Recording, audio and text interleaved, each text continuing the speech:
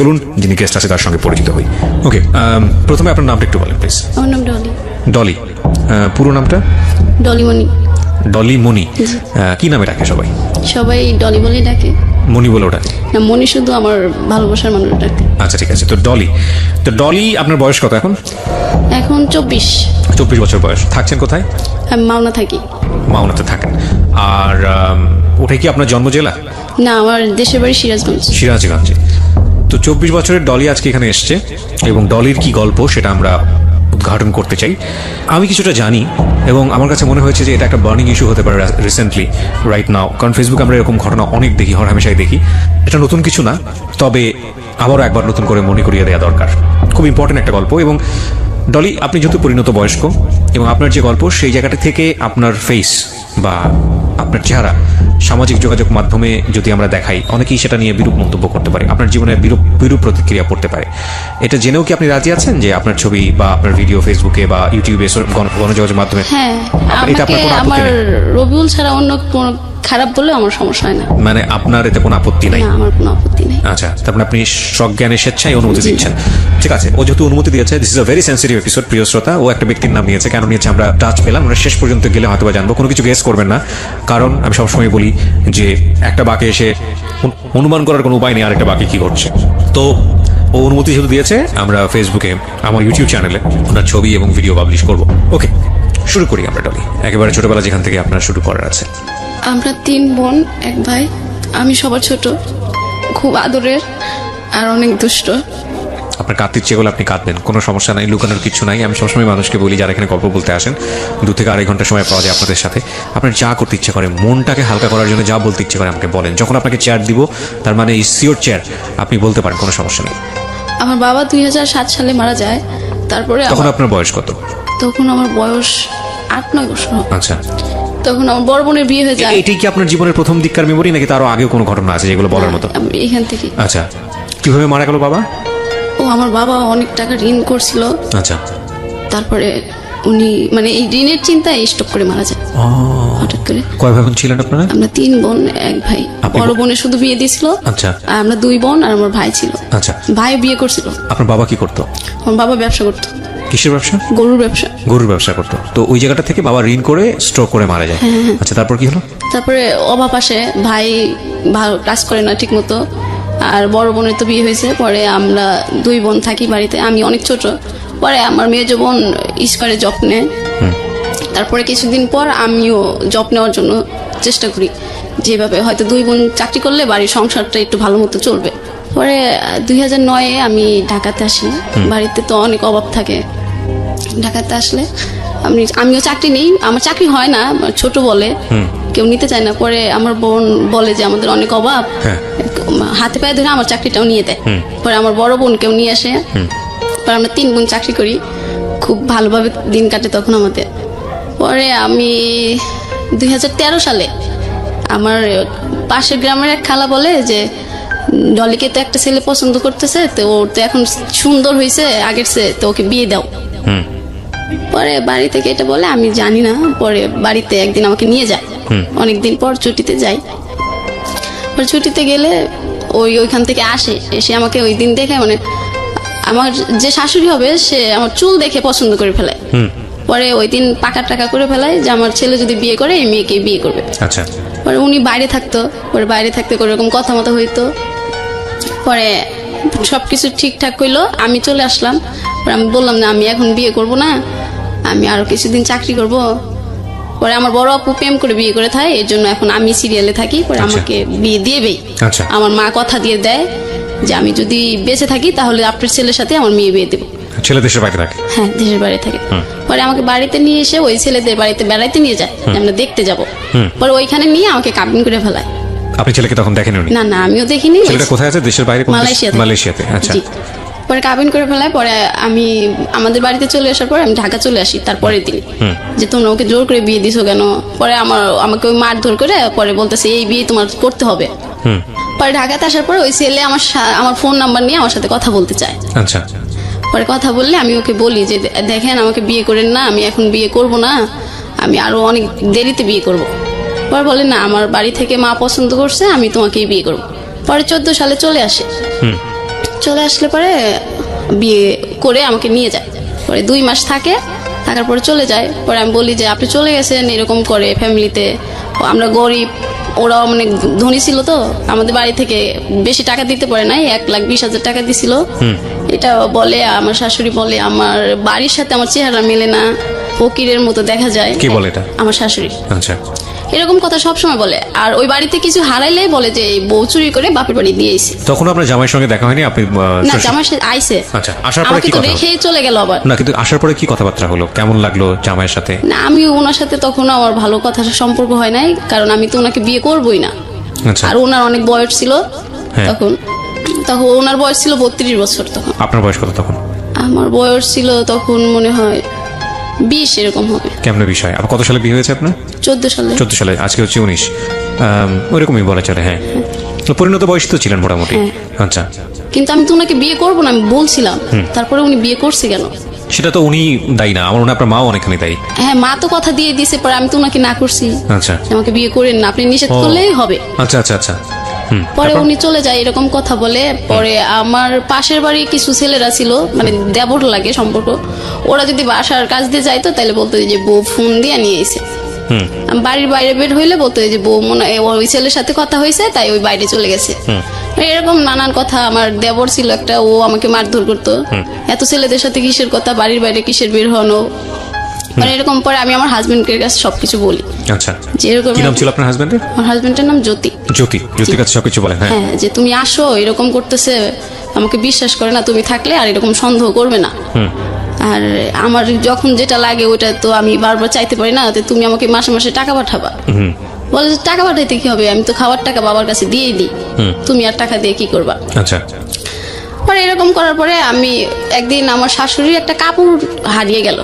পরে আমাকে বলতেছে যে বউ চুরি করছে, চুরি কইরা বাপের বাড়ি দিছে। পরে আমি বলছি যে না, আমি চুরি করি নাই। পরে ওরা কবিরাজ বাড়িতে গেছে, আচ্ছা, চোর ধরবে। পরে কবিরাজ মনে কি বলছিল এটা এসে বলে নাই। পরে আমাকে আর ওই দিন কিছু বলে নাই। না বললে একদিন ঘরে আমাদের ওখানে প্রচুর পরিমাণ আম হয় ওদের বাড়িতে। পরে একদিন আম ঝাঁকাতে পেরে আমার শাশুড়ি যে গুনে রাখছিল আমি আর সেটা জানতাম না। আচ্ছা। পরে আমি 2টা আম নিয়ে আমার পাশের বাড়ির একজনকে দিছি, আমগুলো পাকছে খান, বৃদ্ধ লোক উনি। পরে উনি গুনে রাখছে আমি জানি না। পরে আমার শ্বশুর আইছে, শ্বশুরের কাছে সব বলে দিছে, তোমার ছেলের বউ আম চুরি করে খাইছে, চোর হইছে, এই চোর বউ রাখা যাবে না, বাড়িতে মানায় না, এরকম কিছু। পরে আমি শুধু কান্না করি আর আমার হাজবেন্ডের কাছে সবকিছু বলি। ও বলে ঠিক আছে মা এখন বলতেছে বলুক, আমি আসলে তো আর বলবে না। আচ্ছা, ওই দিনও গেল। পরে একদিন গরুর মাংস রান্না করব। পরে গরুর মাংস আমার শাশুড়ি কেটে পিস গুনে রাখছে যে এখানে এত পিস মাংস আছে। আচ্ছা। তা আমি রান্না করার সময় মানে তরকারিতে লবণ হয়েছে কিনা এটা টেস্ট করার জন্য 1 পিস মাংস খাইছিলাম। সেটা আমাকে না জিজ্ঞাসা করে আমার শ্বশুরের কাছে বিচার দিতেছে। আর আমার একটা চাচির শ্বশুর ছিল, ওনাকে ডেকে এনে দেখাইতেছে, দেখো বউ না মাংস চুরি করে খাইছে। এটা সারা গ্রামের লোক যখন জেনে গেল তখন আমি ওই বাড়ি থেকে চলে আসলাম। আর তখন ডিসিশন নিয়ে নিছি যে একটা মাংসের জন্য যে সারা গ্রাম ছড়াইতে পারে এরকম বাড়িতে আমি থাকবো না। আমার হাজবেন্ডের কাছেও বলি, ও বলে যে তুমি খাইছো কেন? মা ভাগ করে দেওয়ার পরে তুমি খাইতা। পরে আমি বাড়িতে জানাই, আর বাড়ি থেকেই সবকিছু দিত আমার। আচ্ছা, শ্যাম্পু ট্যাম্পু যা কিছু লাগতো, মানে প্রয়োজনীয় সামগ্রী যা লাগতো সব বাড়ি থেকে দিত। হ্যাঁ, ওকে। পরে আমি বলতাম যে আমার যদি সবকিছু বাড়ি থেকেই দেওয়া হয় তাহলে আমি বাড়িতেই থাকি, উনি যখন আসে তখন যাব। পরে ওইখানে চলে আসার পরে ও একদিন ফোন দিয়ে, আমার ফোন বিজি পাইছিল মনে হয় আমার হাজবেন্ড। পরে বলতেছে যে আমি তোমাকে আর রাখবো না, তুমি অন্য ছেলেদের সাথে সম্পর্ক করো, এই জন্য বাড়ি থেকে চলে গেছো। বিয়ের কয়দিনের মাথায় ঘটনা? বিয়ের উনি থাকতো আমার কাছে 2 মাস থাকার পরে আমি ওইখানে থাকছিলাম মনে হয় 5-6 মাস। আচ্ছা, তো এই সময়ের মধ্যেই ঘটনা। হ্যাঁ। তারপর পরে আমি চলে এসে ডিসিশন দিলাম যে আমি ডিভোর্স দিয়ে দেবো। আমার মা বাবা সবাইকে। পরে কেউ রাজি হয় না যে না ডিভোর্স দিয়ে যাবো। পরে আমি বলছি তাহলে আমি সুসাইড করবো, ওই বাড়িতে যদি আমার যাইতেই হয় তাহলে আমি সুসাইড করবো। এটা বলার পরে তখন সবাই ডিসিশন নিল যে আচ্ছা ঠিক আছে, মেয়ে যখন এই বাড়িতে থাকবে না তাহলে ঠিক আছে ডিভোর্স দিয়ে দাও। পরে আমার কাবিনে আমরা যৌতুক দিছিলাম 1,20,000 টাকা। পরে সেই টাকা নিয়ে আবার এমন সৃষ্টি হয় যে আমরা এত টাকা দিতে পারবো না, আমরা 80,000 টাকা দেবো। আচ্ছা। পরে ওই আমাদের এলাকার সবাই বসে বলছে যে না ওরা যত টাকা দিছে সব টাকা দিতে হবে। ওকে। পরে সব টাকা দিয়ে দেয়, আমি ডিভোর্স দিয়ে দিই। টাকাগুলো আপনাদেরকে দিয়ে দেয়? হ্যাঁ, আমাদের টাকা আমাকে দিয়ে দেয়, ব্যাগ দিয়ে দেয়। হ্যাঁ। পরে ওইখান থেকে ওই ডিভোর্স দেওয়ার পরের দিনই আমি ঢাকাতে চলে আসি মাওনাতে। মানে এটা কি প্ল্যান ছিল নাকি এমনিতেই চলে আসলেন? না, এমনিতে এখন গ্রামের লোক নানান কথা বলবে। ও, কথা থেকে বাঁচার জন্য। হ্যাঁ, মাওনা থেকে ছিল? মাওনাতে ছিল আমার একটা বোন আর আমার একটা ফ্রেন্ড। পরে আমি ওইখানে যাই, ওইখানে গেলে আমি একটা চাকরি, ওইখানে স্কোয়ারে চাকরি নিই। নেওয়ার পরে ওইখানে হ্যাঁ হ্যাঁ বেশ সুন্দর দিন কাটতেছে ওইখানে। মানে আমি এত চঞ্চল একটা মেয়ে, ওই শ্বশুর বাড়িতে থাকার পরে আমি কিছুদিন অফ হয়ে গেছিলাম, আর ওরকম দুষ্টমি করা যায় না। পরে এখানে আসার পরে আবার সবকিছু আমার আগের মতোই হয়ে গেল। দুষ্টমি, চঞ্চলি, ঘোরাফেরা। ওরা তো মহান খুশি, একটা ভালো বন্ধু পাইলো, আর দুঃখ থাকবে না ওদের কারো। পরে এই করতে করতে তখন আমি 16 সালে যাই। 17 সালে আমি আমার আপুর ওই ফ্রেন্ডের সাথে ওই আমার ওই রবিউল নামের একটা ছেলের ছবি দেখি ফেসবুক। আমার ভীষণ ভালো লাগে ওই ছবি দেখার পর। আমি বলতেছি, আপু এই ছেলেটারে না আমার খুব ভালো লাগছে। আপু বলতেছে, প্রেম করবি? আমি বলছি হ। পরে বলতেছে, আচ্ছা ঠিক আছে, মিঠুর কাছে বলে ওই ছেলের নাম। আপুটা কে ছিল? আমার আপু। আপন? হ্যাঁ। আচ্ছা। পরে বলতেছে, তুই প্রেম করবি? আমি বলছি হ্যাঁ। পরে বলতেছে, আচ্ছা মিঠুর কাছে বলে নাম্বার নিয়ে দেবো না। পরে মিঠু ভাই বলতেছে যে ওর নাম্বার তো আমি এখন দিতে পারবো না, তুই ওর আইডি নাম্বার। ওই ছেলের ফ্রেন্ড। তো মিঠু ভাইয়ের সঙ্গে আপনার বোনের কি সম্পর্ক? আমার বোনকে পছন্দ করতো ওই ছেলে। মিঠু? হ্যাঁ। আচ্ছা, তো তার বন্ধু হচ্ছে রবিউল? হ্যাঁ। ওকে, তো মিঠুর সাথে আপনার বোনের সম্পর্ক তখনও ছিল না? তাহলে কথা বলতো ফোনে, মানে আমার আপুকে ভালোবাসতো, আপু ভালোবাসতো না। ওকে, ঠিক আছে। তারপরে আমি ওর আইডি নাম্বারটা নিয়ে মেসেঞ্জারে কিছুদিন কথা বলি, অনেক কয়দিন। ও ওর নাম্বারটা দিতে চাচ্ছে না। পরে একদিন আমি মেসেঞ্জারে ফোন দিই। পরে আমি বলি, আচ্ছা আপনার কি সমস্যা, আপনি কথা বলতে চান না কেন? পরে বলে যে না, আমি যদি প্রেম করি তাহলে তো টাকা লাগবে, আমি তো কোনো কাজ করি না, এই জন্য আমি কারোর সাথে প্রেম করি না। বলছি কেন, প্রেমের চেক টেক খাইছেন নাকি? পরে হ্যাঁ, একটা মেয়েকে ভালোবাসতাম, ওই মেয়ের বিয়ে হয়ে গেছে, এরপরে আর প্রেম করি না, আর প্রেম করতে তো টাকা লাগে। পরে আমি বললাম যে ঠিক আছে, তাইলে তুমি আমার বয়ফ্রেন্ড হও, আমি তোমার গার্লফ্রেন্ড হই। কয় না, এটা হবে না, আমি তোমার গার্লফ্রেন্ড হই, তুমি আমার বয়ফ্রেন্ড হও। মানে আমি টাকা পয়সা খরচ করার? হ্যাঁ হ্যাঁ, মানে বয়ফ্রেন্ড হইলে আমি টাকা খরচ করবো আর ও তোমার গার্লফ্রেন্ড থাকবে। পরে আমি বললাম আচ্ছা ঠিক আছে, আমার তো তোমাকে ভালো লাগছে, তাহলে ঠিক আছে, তুমি কিন্তু আজকে থেকে আমার গার্লফ্রেন্ড। পরে বলছে ঠিক আছে। এভাবে 17 সাল থেকে আমরা প্রেম করতেছি। পরে রোজার ঈদ আসলো, ওকে বললাম যে আচ্ছা আমরা কি দেখা করতে পারি? পরে বলতেছে হ্যাঁ দেখা তো করা যায়, কিন্তু যে দেখা করতে তো অনেক খরচ হবে। আমি তো তোমাকে বলছি আমার কাছে টাকা পয়সা থাকে না, বাড়ি থেকে যদি টাকা দেয় তাহলে আমি ঘুরতে পারি, নাইলে নাই। পরে আমি বলছি যে তুমি চিন্তা করো কেন, তুমি তো আমার গার্লফ্রেন্ড, আমি তো তোমার টাকা খরচ করতে দেবো না। পরে বলছে ঠিক আছে, তাইলে মিঠু ভাইয়ের কাছে বলি, যদি ভাই বলে তাহলে দেখা করবো। পরে আমি বলছি কেন, মিঠু ভাইয়ের কাছে বলতে হবে কেন? কয় না, প্রেম করে দিছে, পরে ওরে যদি না বলি পরে কেমন না। পরে আমি বলছি আচ্ছা ঠিক আছে। পরে আমি বাড়িতে যাই। পরে বলতেছে না, আমরা এইবার দেখা করবো না, আমরা কুরবানি ঈদের পরে দেখা করবো। পরে বলছি আচ্ছা ঠিক আছে। পরে ঈদের পরে একবার আমি আমার আপু নওগাঁতে যাই ঘুরতে, ওই মিঠু ভাইয়ের সাথে দেখা করতে। পরে মিঠু ভাইয়ের সাথে দেখা করতে ও ওইখানে থাকে। পরে আমার আপু থাকে। পরে আমরা 4 জন একটা রিক্সা করে একটা পার্কে যাই। পরে ওই দিন আর কোনো কথা হয় নাই ওর সাথে, আপু ছিল, মিঠু ভাই ছিল, শুধু এতটুকু কথা হয়েছে, বিএনের কি শরীর খারাপ, এইটুকু কথা বললো। ও পরে ওর ফ্রেন্ডদের সাথে চলে গেছে, আমি আমার আপু আর মিঠু ভাই চলে আসি, আমাদের গাড়িতে উঠে দিয়েছে। পরে চলে আসি। পরে আসার পর ওই দিনকে দেখার পর থেকে প্রেমটা আর গভীর হয়ে গেল। মানে ও আমাকে সামনাসামনি দেখছে, আমিও সামনাসামনি দেখছি। পরে তো মানে কন্টিনিউ কথা হচ্ছেই, ঘুম নাই, কারো খাওয়া নাই, শুধু কথা আর কথাই কথা। আমি কিন্তু ফোন দিয়ে সবসময় কথা বলি। পরে ও একদিন আমার মর্নিং ডিউটি থাকে, পরে আমার ডিউটি শেষ হয় 2টা বাজে। ও পরে মানে ফোন দিচ্ছে, আমি অফিস থেকে একটু দেরি করে আইছি, ফোন রুমে রেখে গেছিলাম, পাগল হয়ে গেছে আমার সাথে কথা বলার জন্য। পরে আমার একটা ফ্রেন্ড ছিল, ও ধরছে। পরে বলতেছে যে আপু একটু ডলিমনির কাছে দেওয়া যাবে? বলতেছে ও তো এখনো আসে নাই। প্লিজ আপু আপনি জান, আমি 8 ঘন্টার সাথে কথা বলি না, আমার খুব খারাপ লাগতেছে। পরে আমার ওই ফ্রেন্ডটা আমার কাছে ফোন নিয়ে যায়, অফিসে নিয়ে যায়, যে তুই এখন আসতেছিস না, তোর রবিউল তো পাগল হয়ে গেছে তোর জন্য। পরে আমি ওইখান থেকে কথা বলতে বলতে রুমে আসি। আসার পরে আবার সে কথা বলতে বলতে আবার সকাল হয়ে যায়। আমরা কথা বলতেই থাকি। পরে কথা বলতে বলতে কথা রেখে, ও ফোন রেখে দেওয়ার পরে আমি ইউটিউবে যাই, যা দেখি একটা অপূর্ব নাটক আসছে, বড় ছেলে একটা নাটক ইউটিউবে। হ্যাঁ, অপূর্ব আমার ফেভারিট একটা নায়ক। পরে আমি ওই নাটকটা দেখার পরে বললাম, রবিউল একটা নাটক আইছে আমার অপূর্বর, তুমি নাটকটা দেখবা। পরে বলতেছে আমার কাছে তো এমবি নাই, তুমি তো জানোই আমি এমবি কিনতে পারি না। পরে বলছে আচ্ছা ঠিক আছে আমি এমবি পাঠিয়ে দেবো, তুমি নাটকটা দেখবা। আর এই নায়কটা যেভাবে ভালোবাসে নায়িকাটাকে ওইভাবে আমাকে ভালোবাসবা। পরে বলতেছে আচ্ছা ঠিক আছে তুমি এমবি পাঠিয়ে দাও, আমি দেখবো। আর এভাবে ভালোই চলতেছিল আমাদের। আমি তো মহা খুশি, অনেকদিন পর ভালোবাসার একটা পছন্দের মানুষ পাইছি। মানে আমার মতো খুশি আর রুমে কেউ থাকে না, সব সময় রুমে লোকজনকে ডিস্টার্ব, ফোনে কথা বলি।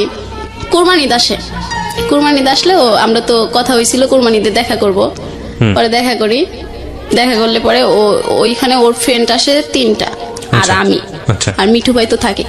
পরে বলছে যে ঠিক আছে আমরা দেখা করব, দুপুরে লাঞ্চ করাবে তুমি একটা রেস্টুরেন্টে। পরে আমি বলছি আচ্ছা ঠিক আছে। পরে আমরা যাই, ওর ফ্রেন্ড গুলাই আসার পরে আমরা একটা রেস্টুরেন্টে যাই। তারপরে ওর পছন্দের খাবার ও অর্ডার করলো আর আমি আমার পছন্দের খাবার অর্ডার করি। পরে সবাই খাওয়ার পরে ও বলতেছে না আমরা 1 গ্লাস লাচ্চা খাই। হ্যাঁ, পরে আমি বলছি আচ্ছা ঠিক আছে খাই। পরে লাচ্ছি খাওয়ার পরে ও বলতেছে আমি একটু খাবো, পরে তুমি খাবা। পরে বললাম কেন এটা বললা? এটা এরকম করে খাইলে নাকি ভালোবাসা বাড়ে, তাহলে আমি ওকে ছেড়ে কখনো চলে যাব না। পরে বললাম আচ্ছা ঠিক আছে, তাহলে আর 1 গ্লাস নেই, তাহলে ভালোবাসাটা বেশি বেড়ে যাবে। পরে বলতেছে আচ্ছা ঠিক আছে। পরে ওইখান থেকে খাওয়াটার পর ওর ফ্রেন্ড গুলাই বগুড়া মহস্থান করে যায় ওইখানে ঘুরতে। পরে আমি আর ও আর ওকে একটা হোটেলে নিয়ে যায়। পরে ওইখানে একটা রুম ঠিক করে দেয়, ওইটাও আমার টাকায়। আমি মিঠু ভাইয়ের কাছে টাকা দিই যে ভাইয়ার ওদের টাকাটা দেন। পরে ওইখানে দিই, পরে ওরা আবার ঘুরবে, ওদের তো খরচ আছে, আর ওরা তো ওদের কাজে আসে নাই। পরে ওইখানে আসলে পরে আবার ওদেরকে রবিউল বলতেছে তাহলে আর 1,000 টাকা দাও, আমি ওদেরকে দিয়ে দিই, ওরা ঘুরবে। পরে ঘুরতে আমি বললাম আচ্ছা ঠিক আছে তাই দিয়ে দাও। পরে দিয়ে দিল, ওরা চলে গেল, আমি আর রবিউল। পরে রবিউল বলতেছে যে আজকে কিন্তু সারা রাত আমরা এই জায়গায় থাকবো। পরে আমি বলছি সারা রাত থাকবো, তুমি তো এই কথা বলো না, বাড়িতে তো আমি বলে আসলাম চুরি করে আইছি। পরে বলতেছে যে আচ্ছা তুমি ফোন টোন অফ করে রাখো তাইলেই হবে। আচ্ছা, ওকে জানতো আপনার পাঁচটা যে আপনার একটা বিয়ে হয়েছিল? হ্যাঁ, ও মিঠু ভাই বলছিল। মিঠু ওর তো ফ্রেন্ড ছিল, ও বলে দিয়েছিল সবকিছু। আচ্ছা, আমি বলি নাই। আমি পরে আমাকে কখনো জিজ্ঞাসা করেনি যে? না, আমাকে জিজ্ঞাসা করেনি তখন পর্যন্ত। আচ্ছা, তারপর পরে ওই সময় জিজ্ঞেসছিল কি ব্যাপার, তো আমাকে পছন্দ হচ্ছে না তোমার? পরে বলছি হ্যাঁ হয়েছে তো। পরে বলতেছে তাইলে আমার কাছে আসো না কেন? আমি তো তোমার কাছেই একটা রুমের ভিতর আছি। পরে বলতেছে আমার সাথে তুমি থাকবা। পরে ও এটা বলতেছে নাইলে নাকি আমি ওকে ভালোবাসি না, অনেক কথা বলতেছে। পরে আমি বললাম আচ্ছা ঠিক আছে তুমি। আমি ঠিক বুঝিনি, মানে কিসের শর্ত দিয়েছো? আমি ওর সাথে না থাকলে আমি নাকি ওকে ভালোবাসি না। মানে ও আপনাকে বলছে নাইট স্টে করার জন্য ওর সঙ্গে? হ্যাঁ, তারপর? পরে আমি রাজি হইলাম। পরে আমরা ওইখানে থাকলাম দুজন। ওই দিন সারা রাত বৃষ্টি হয়েছিল।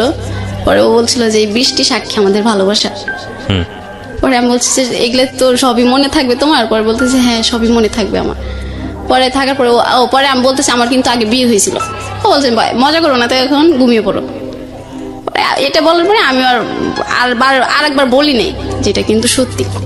পরে ওইখান থেকে সকালবেলা হয়, পরে আমরা দুজন বের হয়ে যাই। না, কিন্তু এখানে আমার কথা আছে, এটা হচ্ছে এই ছেলেটার ফ্যামিলি ব্যাকগ্রাউন্ড সম্পর্কে আপনি জানতেন? ডিটেল জানতেন?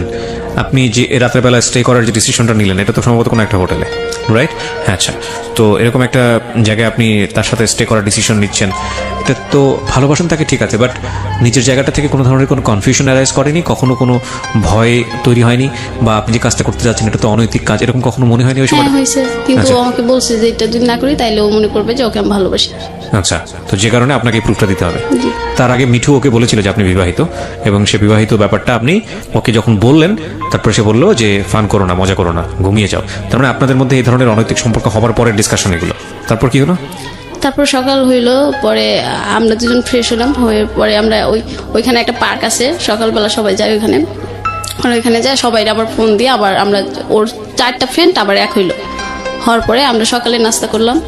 নাস্তা করার পরে আমি বললাম ঠিক আছে তাহলে এখন আমি আবার এইখান থেকে ঢাকা ব্যাক করবো, বাড়িতে তো যাওয়া যাবে না। হ্যাঁ, বাড়িতে তো যাওয়া যাবে না, তাই আমি ঢাকাতে যাই। পরে বলছে আচ্ছা ঠিক আছে তুমি ঢাকাতেই যাও। পরে আমাকে একটা গাড়িতে উঠাই দিল। পরে আমি ঢাকাতে চলে আসি। পরে ওকে আবার টাকা দিয়ে আসি, ও বাড়িতে যাবে। আমি টাকা না দিলে তো যেতে পারবো। মানে বাড়িতে যাওয়ার পর্যন্ত টাকা ছিল না এই ছেলের কাছে? টাকা ছিল কি না, ছিলই না মনে হয়। আপনি ওকে কি থেকে ভালোবেসেছিলেন, শুধু একটা ছবি দেখেই? আর ওর অনেক ভালো মনে হইতো আমার কাছে। কেন মনে হতো? কেন হইতো, ও সবসময় আমি যদি কিছু মিথ্যে কথা বলি ও সব বলতো পচা কথা বলতে হয় না, পচা কথা বললে আমাদের ভালোবাসাটা মনে হয় শেষ হয়ে যাবে। মানে অদ্ভুত বিষয়, একটা ছেলের আপনি ছবি দেখলেন, তাকে পছন্দ করলেন, তার সাথে আপনি ফার্স্ট মিটে আপনি ধরনের একটা সম্পর্ক করে ফেললেন। না, আমাদের তো আগে দেখা হয়েছিল। দেখা হয়েছিল, তার মানে একটা প্ল্যান ছিল একদম পুরোপুরি যে আপনি বগুড়াতে যাচ্ছেন ওর সঙ্গে দেখা করার জন্য। সঙ্গে দেখা করতে যাচ্ছি। বগুড়াতে কেন গেলেন দেখা করতে? ও তো এখানে আসতে পারবে না। ওর বাড়ি ছিল কোথায়? ওর বাড়ি নওগাঁ। নওগাঁ থেকে ও বগুড়াতে আসতো? আর আপনি সিরাজগঞ্জ থেকে বগুড়াতে যেতাম। মানে দুজনের জন্য একটা মিডল পয়েন্ট বেছে নিয়েছেন। গিয়ে আপনারা কোন একটা হোটেলে থাকতেন। ওকে, তারপর কি হলো? আপনি বাসে যাওয়ার ভাড়া দিয়ে দিলেন? হ্যাঁ, তারপর? হ্যাঁ, পরে ওরা বাসায় চলে গেল, মানে আমি ঢাকাতে আসলাম। পরে আমার আপু তো একটু রাগী, আপু বুঝতে পারছে যে আমি ওর সাথেই ছিলাম। পরে আপু আমার সাথে আর কথা বললো না, কথা না বলে আমার ফ্রেন্ড পরে বলতেছে যে তুই কালকে সারা রাত ফোন বন্ধ করে রাখছিলি, সবাই তো খুব টেনশন করছে, তুই সকালবেলা ঘুম থেকে উঠে চলে গেছিস। মানে বলছে আমার দোষ নাই রে, ও না আমাকে ফোন বন্ধ করতে কইছিল, এই জন্য। মানে হে যা বলতো আপনি মোটামুটি চোখ বন্ধ করে সেগুলি করতেন। তারপরে বলতেছে যে এখন আর কথা বলিস না, তাইলে কিন্তু তোরে মারবে। কে মারবে? আমার বোন। আচ্ছা। তারপর হচ্ছে আচ্ছা ঠিক আছে কথা বলবো না। পরে বলতেছে ঘুমিয়ে পড়, রাত্রে তো ডিউটি আছে। হ্যাঁ, তো বড় বোনই বলছে প্রেম করার জন্য, আবার বড় বোনই গায়ে হাত তুলতেছে, আমি ঠিক বুঝলাম না। বড় বোন তো জানি না যে আমার সাথে দেখা করে রাত্রে থাকবে। বড় বোনকে ওটা ফান করে বলেছিল? ফান করে বলছিল কিনা তা জানি না, তবে আমি তো সবসময় বলতাম যে আপু একটা সুন্দর ছেলে হইলাম প্রেম করবো। মানে আমার কাছে যেটা মনে হচ্ছে one kind of mysterious thing, because বড় বোন ইন্সপায়ার করতেছে সম্পর্ক করার জন্য, আবার সে যদি বাইরে নাইট স্টে করে তখন বড় বোন আবার গায়ে হাত তুলবে, মানে অদ্ভুত রকমের ব্যাপার স্যাপার। ওকে, তারপরে বললো যে রাত্রে ডিউটি আছে, তাহলে এখন ঘুমিয়ে পড় ফ্রেশ হয়ে। পরে আমি আবার বললাম আচ্ছা ঠিক আছে ঘুমাই, আপুর কাছে যাই একবার। বড় আপুর কাছে? এটা আপনাকে কে বলছে ঘুমিয়ে পড়ার কথা? আমার ফ্রেন্ড বলতেছে। ফ্রেন্ডের সঙ্গে থাকতেন আপনি? ও একই জায়গায়? আমরা এক রুমে 6 জন থাকি, আমরা রুমমেট। ও 6 জন থেকে আপনারা গার্মেন্টসে কাজটা করতেন? হ্যাঁ হ্যাঁ, মানে সবাই একসাথে? প্রত্যেকটা রুমে 6-7 জন করে থাকে, সবাই একই গার্মেন্টসে কাজ করতেন? হ্যাঁ হ্যাঁ। আচ্ছা ঠিক আছে, তারপর?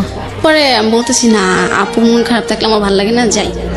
তারপরে আমি আপুর কাছে যাই, পরে আপু ভাত রান্না করে মনে হয়। পরে আমার বলতেছে তুই যদি আমার শরীরে টাচ করিস আমি কিন্তু পাতিল সব ফালাই দেবো।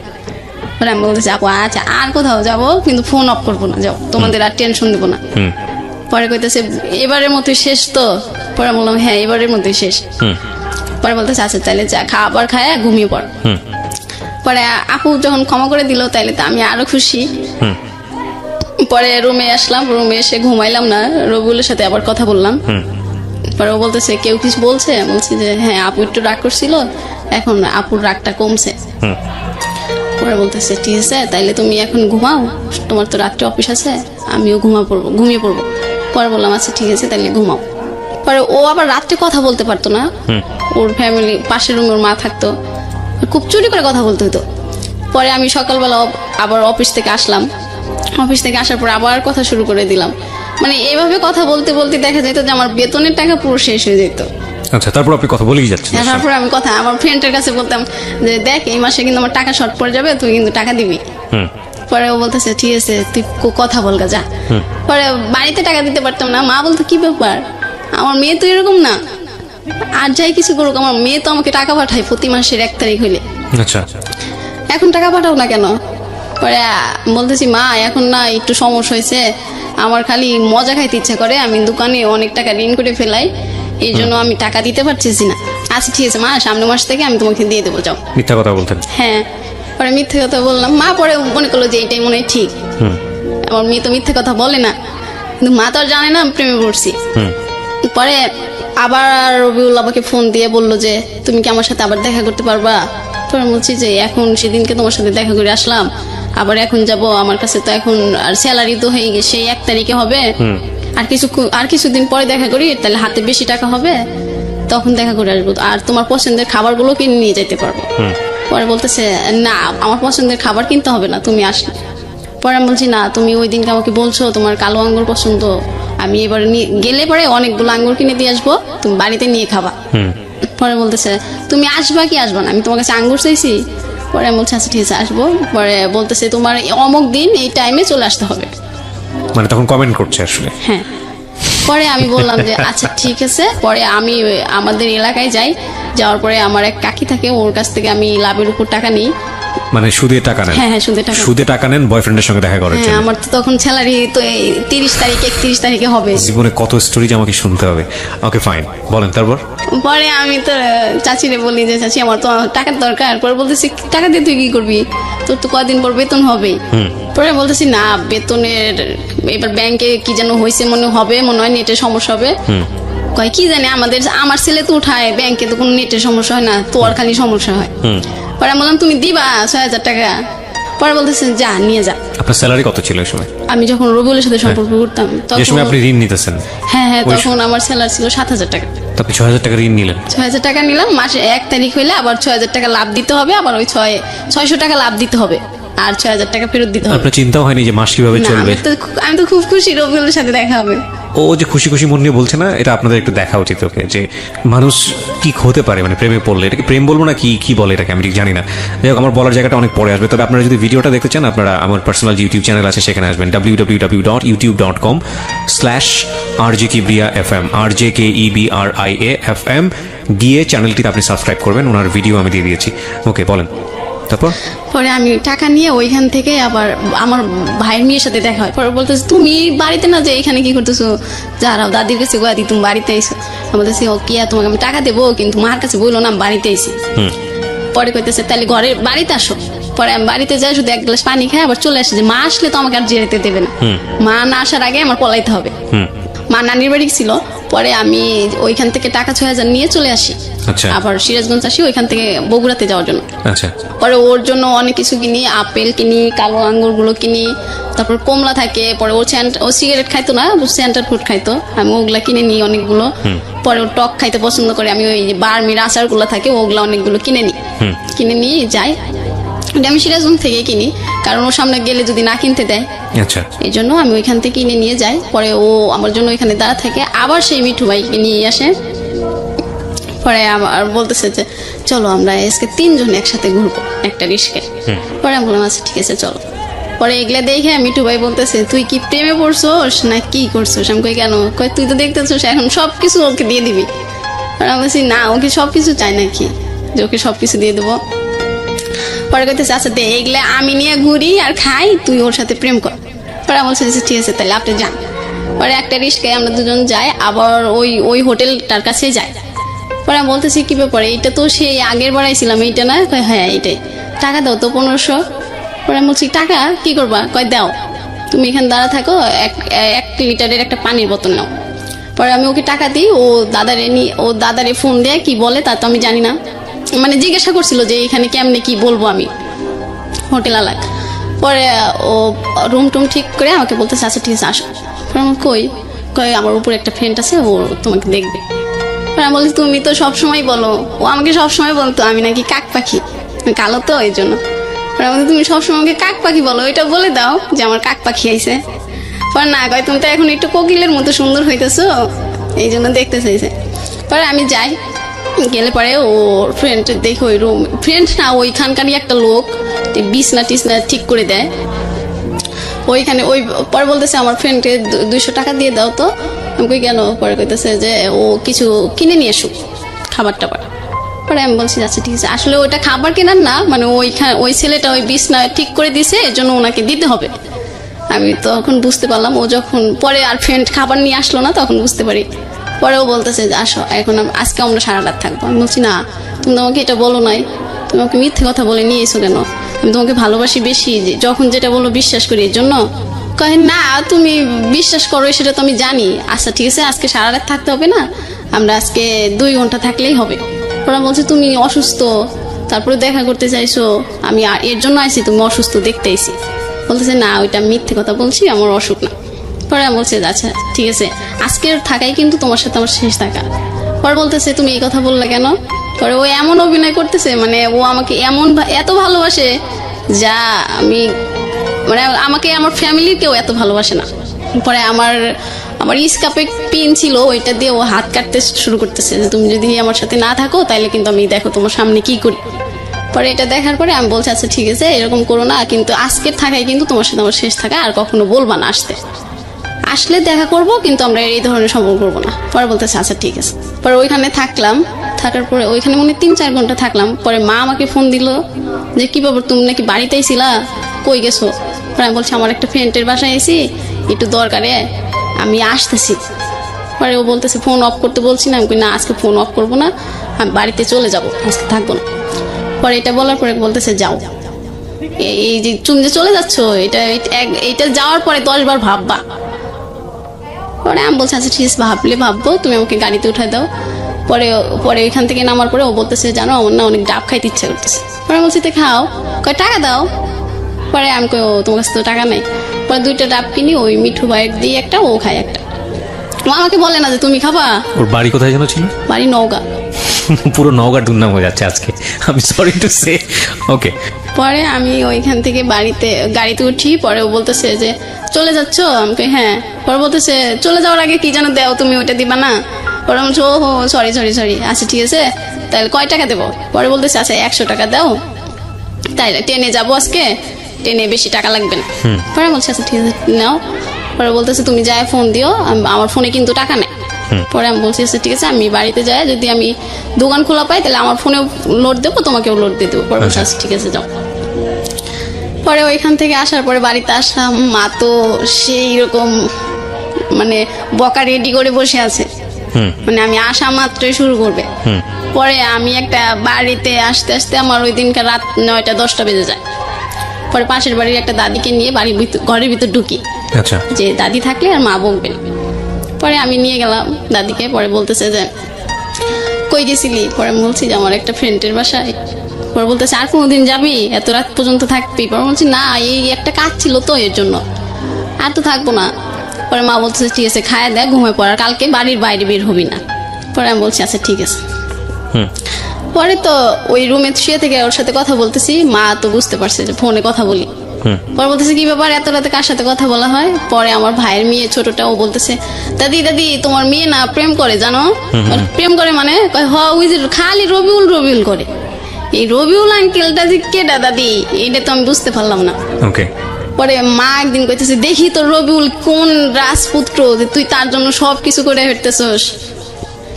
পরে মা দেখায়, আমার ভাই মানে সবাই দেখে, আমার এলাকায় যারা যারা আমাকে বিয়ে দিতে চায় এখন সবাইকে আমি দেখাই যে এই ছেলে ছাড়া আমি কাউকে বিয়ে করবো না। পরে বলে কেন, এই ছেলে আবার তোর এত ভালো হয়ে লেগে গেল কবে থেকে? কিভাবে দেখান? ছবি দেখান? হ্যাঁ ছবি দেখাই। পরে ছবি দেখে সবাই পছন্দ করে ফেলায়, অনেক সুন্দর। পরে সবাই পছন্দ করে বলে আচ্ছা ঠিক আছে তাহলে এই ছেলেকে বলো বিয়ে করতে। কি করতো? পড়াশোনা করতো ওই সময়? পড়াশোনা শেষ করছে, পরে কিছু করে নাই, বেকার জীবন যাপন করতেছে। আচ্ছা, ফ্যামিলিতে কে কে ছিল ওর? ওর 3 বোনরা আর বাবা মা আর ও। আচ্ছা, ওই বড় ছিল? বোন বড় ছিল, তারপরে ও, পরে আরো 2টা বোন আছে। আচ্ছা, তারপরে আমি তো সবাই দেখাই, সবাই পছন্দ করে, আমি আরো খুশি হয়ে যাই যে আমার আর কোনো সমস্যা নাই। এবার আমি ওকে বিয়ে করে ওই নওগাঁতে থাকবো খুব সুখে, আর নওগাঁর মানুষ যেভাবে কথা বলে ওইভাবে কথা বলবো। আমি আগে থেকে ওর কাছ থেকে শিখতে চাইতাম, ও বলতো না নওগাঁর কথা তোমার শিখতে হবে না। পরে মাকে বলতাম মা আমি কিন্তু নওগাঁতেই থাকবো, তুমি আমার জন্য সবকিছু করে করে প্রতি ঈদে পাঠায় দিবা। পরে বলতেছে দেখ তোর রবিউল তোরে কি বলে, মানে যেই কেউ বলতো আমার রবিউল বলেই সবাই ওকে বলতো। পরে আমি ওই বাড়ি থেকে আবার ঢাকাতে চলে আসি, আমার ছুটি শেষ হয়ে যায়। ঢাকাতে আসার পরে আমার ফ্রেন্ড জিজ্ঞাসা করতেছে কি প্রেম কেমন চলতেছে, আমাদের যে প্রেম তো খুব গভীর হয়েছে, এখন রবিউল আমাকে ছাড়া কিছু বোঝে না, আমিও রবিউলের ছাড়া কিছু বুঝি না। পরে আমার ফ্রেন্ড বলতেছে এই অতি ভক্তি কিন্তু চোরের লক্ষণ হয়। পরে আমি বলছি যে এরকম কথা যদি তুই বলস তোর সাথে কিন্তু আমি কথা বলবো না। পরে আজকে আমার সাথে কথা বলা বন্ধ করে দাও, একদিন দেখো রবিউলই তোমাকে ছেড়ে চলে যাবে। পরে এটা বলার পরে আমি আমার ফ্রেন্ডের সাথে কথা বলি না 7 দিন। আমাকে কেউ কিছু রবিউলের কথা বললে আমি তাকে শর্ত দিয়ে দিই যে আজকের থেকে আগামী 7 দিন যতদিন না হবে ততদিন আমার সাথে কথা বলবা না। আচ্ছা, এটা বললে আর রবিউলের সম্পর্কে কেউ বাজে কথা বলতো না। আপনার শুনতে ভালো লাগতো না? হ্যাঁ আমার শুনতে ভালো, কেন ওরা এরকম কথা বলবো, ও তো অনেক ভালো একটা ছেলে, ভালো মনের মানুষ। পরে এরকম করতে করতে ও আবার বলতেছে যে ডলিমণি তুমি কি আমার সাথে আবার দেখা করবা? বলছি না এইবার দেখা করলে অনেক সমস্যা হবে, এইবার যাওয়া যাবে না। পরে বলতেছে না আর একবার আসো। পরে বলতেছি কেন? ও পরে ওর সাথে যদি আমার কিছু হইতো তাহলে আমরা 2 সেকেন্ডের বেশি রাগ করে কারোর সাথে কেউ থাকতে পারতাম না। আমরা ফোনের নাম্বার সিম অফ করে রাখতাম কিন্তু মেসেঞ্জার চালু থাকতো। হচ্ছে মানে কাক পাখি, কোকিল পাখি, ময়না পাখি, টিয়া পাখি এটা বললে আমার রাগ সব শেষ হয়ে যেত। যখনই দেখতাম ও কাক লিখছে, পরে তো আমার ফ্রেন্ডরাও হাসতো, তোর এত ভালোবাসে কাক পাখি ডাকে, তুই কালো দেখে? আমি বলি আমি কালো দেখে তো কাক পাখি বলে। পরে বলতেছে যে ঠিক আছে, তোমার কাক পাখি দেখো, তোমার এই রাজপুত্র তোমার কাকের থেকে আর কি বানায়। পরে আমি একদিন বললাম, আচ্ছা তুমি আমাকে এই কথা বলো, সবাই কিন্তু আমাকে অনেক কথা বলে, তুমি কাক পাখি বলো কেন? কয় আমার বন্ধুরা তো জিগেলে আমি এটাই বলি যে আমি যার সাথে প্রেম করি ও কাকের চিট্টু ফর্সা, কোকিলের মতো কালো। পরে আমি বলছি ও তাই না? পরে কইতেছে আপনি দেখতে মোটেও খারাপ না, এটা আমার যারা দেখছেন এখন ভিডিওতে তারা ভালো ওপিনিয়ন দিতে পারবে। জি বলেন। ও তো আমাকে ভালোবেসে এটা বলতো। হ্যাঁ শিওর, আপনি সেটা এনজয় করতেন। হ্যাঁ হ্যাঁ হ্যাঁ হ্যাঁ। আমার ফ্রেন্ড গুলো একটু দ্বিমত করতো যে কেন এটা বলবে। পরে তো আমি আবার রাগ করতাম যে তুমি আর যদি এই কথা বলো, বলে যে আমি যতদিন তোমার সাথে সম্পর্ক করবো এটা বলেই ডাকবো, যখন আমরা বৃদ্ধ হব তখন এটা বলেই ডাকবো। পরে আমি বলতেছি যাও, তোমার সাথে আর কথাই বলবো না। পরে আমি রাগ করে ফোনটা কেটে দিই। পরে আমার ফ্রেন্ডের ফোনে ফোন দিয়ে আমাকে একটা, তখন শাকিব খানের একটা ছবি বেরাইছে সত্য কি, আর জেমস এর একটা গান, তোর প্রেমেতে অন্ধ হলাম কি দোষ দিবি তাতে। পরে এই গানটাও আমাকে শোনায়। তারপরে আমার আবার রাগটা ভেঙে যায় যে ও মনে আমাকে সত্যি ভালোবাসে। আচ্ছা ডাকে ডাক। পরে ওই বলার পরে আমি আমার ফোন থেকে ওকে ফোন দিই। পরে বলতেছে আমার ফোনে যে মিস কলের টাকা ছিল, তোমার বান্ধবীরা ফোন দিয়ে যে টাকাটা ফুরাইলাম, এটা জরিমানা কে দেবে? পরে আমি বলছি যে আচ্ছা বাবু আমি পাঠাই দেবো। পরে বলতেছে না তোমার টাকা পাঠাইতে হবে না, তুমি তো আমাকে ভালোই বাসো না, ভালোবাসলে কি রাগ করতা? পরে আমি বলছি না, আমার গার্লফ্রেন্ড এরকম কথা বলে না। পরে বলতেছে তাহলে তুমি কি ওই আমি যে বলছিলাম দেখা করবা? পরে আমি বলছি যে তোমার ফোন দিলেই কি এই কথা ছাড়ার কথা থাকে না? পরে বলতেছে না, আমার ফোন দিলে এই কথা ছাড়া কথা থাকে না। পরে আমি বলছি যে আমি বললাম না আমার কাছে টাকা নাই, আর বাড়িতে অনেক দিন ধরে টাকা দিই না, মাকে এবার দিতেই হবে টাকা, আর কতবার 9-6 বোঝানো যায় মাকে। পরে বলতেছে যে ঠিক আছে আমি এবার দেখি টাকা ব্যবস্থা করা যায় কিনা। পরে আমি বললাম যে তুমি কই টাকা পাবা? কয় আচ্ছা আব্বার ওইখান থেকে টাকা চুরি করে দেখা যায়, আসা যায় কিনা। পরে আমি বললাম যে ঠিক আছে তাহলে তুমি দেখো চুরি করতে পারো কিনা। পরে ও বলতেছে আচ্ছা, পরে ফোন দিয়ে বলতেছে যে হ্যাঁ ডলিমণি। আমি বলছি হ্যাঁ বলো। কইতেছে আমি না 1000 টাকা চুরি করতে পারছি। আমি বলছি তোমার তো 1000 টাকা যাওয়া আসার ভাড়াই, আমার সাথে ঘুরবা কি? পরে বলতেছে না আসো। পরে আসার কথা বলতেছে। পরে আমি বলতেছি যে ঠিক আছে আমি তাহলে স্যালারি পেয়ে আসি। বলতেছে না, স্যালারি পেয়ে আসতেও তোমার কাছে এখন যে টাকা আছে তুমি কাউ থেকে নিয়ে আসো। পরে আমি আবার আমার ওই চাচিকে ফোন দিই। ফোন দিয়ে বলি যে চাচি আমার তো আরো 4000 টাকা লাগবে। পরে বলতেছে তুই আগের 6000 টাকাই দেস নাই এখনো, তুই আরো 4000 নিলে 10,000 টাকা হয়, তাহলে তো 1000 টাকা 100 টাকা লাভ, তাহলে 10,000 1000 করে হয় না? পরে তুই কোথেকে দিবি? পরে বলছি আমি দেবো তো, তোমার আমি কি না করছি? পরে বলতেছে আচ্ছা ঠিক আছে তুই একটা নাম্বার দিস আমি টাকা পাঠাই দিবি। পরে ও একটা নাম্বার দেয়, আমি একটা নাম্বার দিই। পরে চাচি টাকা পাঠা দেয়। পরে ওরে বলি যে টাকা দিছে 4000 টাকা। পরে বলতেছে 4000 টাকা হলেই হবে, তুমি আসো। পরে যাই, যাওয়ার পরে আবার ওইখানে ওই একটাতেই ওইখানেই থাকি। পরেও আমার বলতেছে যে শোনো আমি যদি কখনো চলে যাই দেশ থেকে তখন তুমি কি করবা? বলছি আমি তো তোমাকে কখনো চাইতে দেবো না, আমি তো পাগল হয়ে যাবো। তুমি কি সত্যি যাবা? পরে আমার ওই দিনকে এত খারাপ লাগতেছিল, মানে আমি ওইখানে কান্না করতেছি। পরে বলতেছে পাগল, তোমার দেখলাম যে তুমি আমাকে সত্যি ভালোবাসো কিনা। পরে আমি বললাম এই ধরনের কথা আর বললো না। পরে বলতেছে আচ্ছা ঠিক আছে আর বলবো না। পরে আমি আবার ওর সাথে ওইখানে থেকে পরে আমি আবার বাড়িতেই চলে আসি। পরে বাড়িতে আসলে পরে মা যেন কিভাবে শুনে যে আমি আমার চাচির কাছ থেকে 10,000 টাকা নিয়েছি। এখন এই 10,000 টাকা আমি কিভাবে দেই? বাড়িতেই টাকা দিই না, আবার চাচিরে দেবো কিভাবে? আবার আমি এখন দিলেও তো আমি আর ফোনে টাকা ভরতে পারবো না, এমবি ভরতে পারবো না, তাহলে ওর সাথে আর কথা হতে হবে না আমার। টাকা যদি 10,000 ঋণ শোধ করে দিই। পরে মা জানার পরে অনেক সমস্যা হয় বাড়িতে। আমারে নিয়ে যায়, আমাকে বলে যে তুই টাকা নিছস? আমি বলছি হ। টাকা নিয়ে কি করছিস? পরে বলছি যে আমি রবিউলের সাথে ঘুরতে গেছিলাম। পরে বলতেছে ঠিক আছে এই যে এবার টাকা শোধ করতেছি। পরে আমার খালা বলতেছে যে তাহলে আমার থেকে টাকা নিয়ে দিয়ে দে, তাইলে লাভটাও বাড়বে না, পরে যেদিন ওর টাকা হয় ওই দিন আমারে দিলেই হবে। পরে আমি বলছি ঠিক আছে তাহলে এটা দিয়ে দাও, আর রবিউলের সাথে দেখা করবো না, টাকা নেব না। পরে বলতেছে বুঝে বললি? মা বলতেছে। আমি বলছি হ্যাঁ মা আমি বুঝে বললাম। পরে আমার তো অনেক বইকা টইকা সবাই, বড় আপু মেজ আপু মা সবাই বইকা। পরে আমি বকা টকা শুনে ঢাকাতে চলে আসি। পরে আসার পরে আমি আর ঠিকঠাক মতো কারোর সাথে কথা বলি না। যে এখন বাড়িতে সবাই জেনে গেছে, এতদিন তো আপু জানতো, এই সম্পর্কটা এখন কত দূর যাবে? যদি বাড়ি থেকে বলে যে তোকে অন্য জায়গায় বিয়ে দেবো, আমি তো রবিউলকে ছাড়া বিয়ে করতে পারবো না। মানে আপনি যতবারই ওনার সঙ্গে দেখা করেছেন মূল টার্গেটটাই ছিল আপনাদের মধ্যে এই যে অনৈতিক সম্পর্কটা, হ্যাঁ এটাই মূল টার্গেটটা ছিল। হ্যাঁ হ্যাঁ আচ্ছা, এটা ওর জায়গা থেকে টার্গেটটা ছিল, বাট আপনি ওকে, ও যখন এগুলো বলতো আপনি লাভ ছাড়া, যেহেতু আপনি তাকে অনেক বেশি ভালোবাসেন, আপনি না যে থাকতে পারতেন না। এবং আমি যেটা জানলাম যে 3বারের সম্পর্কের মধ্যে 3বার গেছেন আপনি, তার মধ্যে 2বারই হলো সুদের উপর টাকা নিয়ে। পরে আর ও মানে মানে রাস্তায়, সারা রাস্তায় আমাকে আই লাভ ইউ বলতো, আর বলতো তোমাকে আমি অনেক ভালোবাসি, আমাকে তোমাকে ছাড়া কখনোই ও আপনার উইকনেসটা বুঝতো, আসলে আপনি কি পছন্দ করেন সেটা বুঝতো, বাট ওই সাথে সাথে ওর ইন্টারেস্টও বুঝতো। আমার কাছে এখন পর্যন্ত স্টোরি শুনে সেটাই মনে হয়েছে, বাট সামনে কি হবে জানি না, শুনতে থাকি। তারপর তো আমি আসার পরে চুপচাপ থাকি, কারোর সাথে কথা বলি না।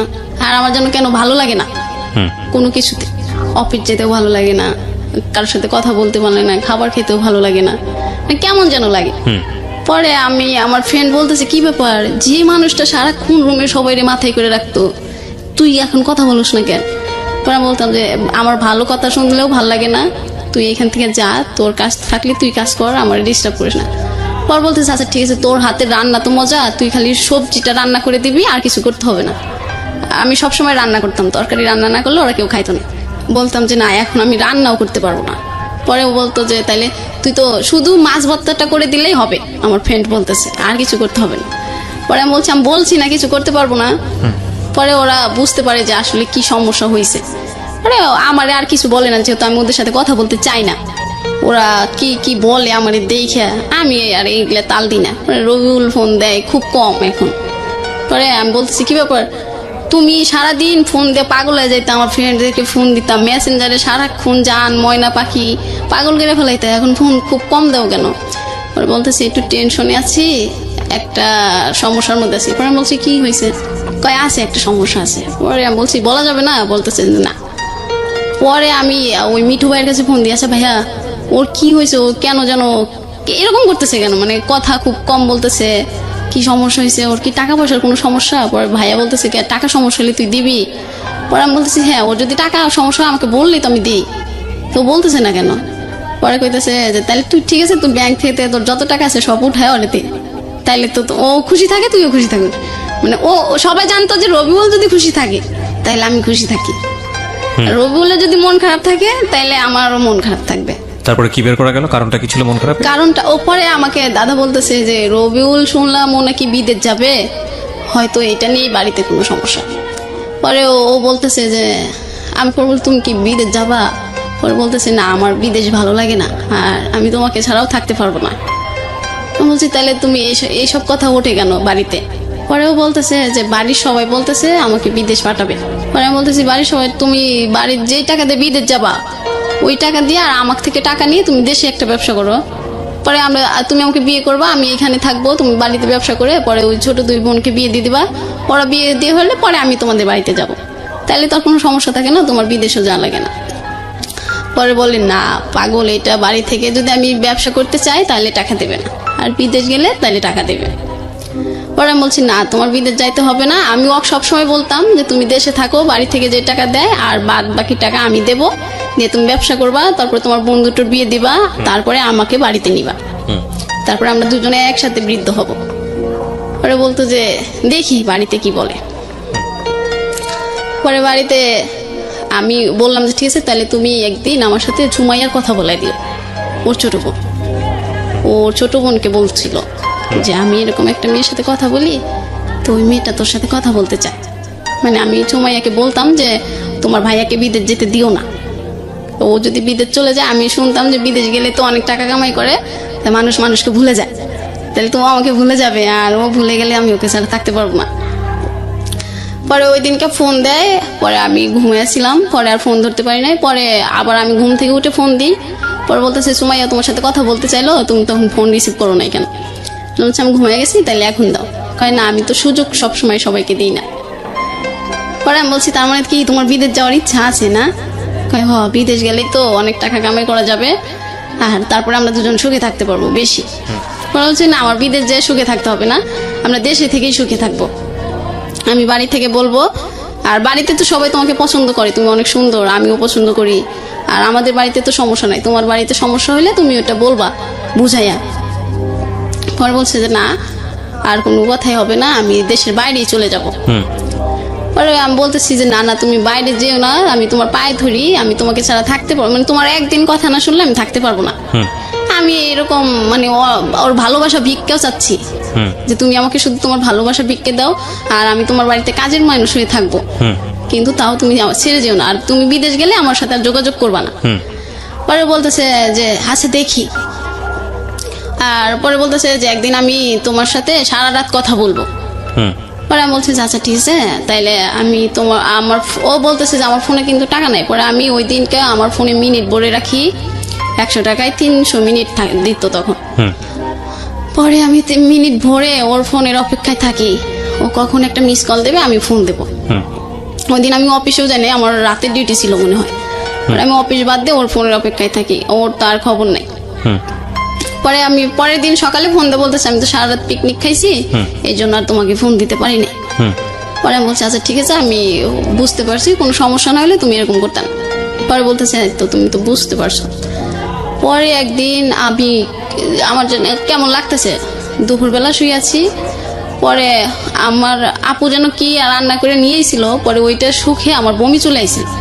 পরে আপু যেন কি রান্না করছিল, পরে আমার বমি আসে। পরে আমি বাইরে যাই, পরে আমার ফ্রেন্ডটা বসে থাকে বাইরে। পরে বলতেছে কি ব্যাপার ডলিমণি এরকম করতেছো কেন? পরে বলতেছি কেন জানি রে, এই তরকারিটার গন্ধ ভালো লাগে না আমার, এই জন্য বমিটা আসছে। ওরাও কইতেছে যা হা আপনার তো কি যেন বলতেছে, একটা উদাহরণ দিল ওদের দেশের, চালের মধ্যে হালি কত রঙ দেখালি, আমরা বলতেছে আমি নাকি অনেক রঙ দেখাই। পরে বললাম এর মানে তো বুঝলাম না। পরে বলতেছে আর কত ঢং করে লুকায় রাখা যায়। বললাম তোদের কথা কিন্তু আমি কিছুই বুঝতেছি না। পরে বলতেছে তুমি তো এখন বুঝতে পারবে না।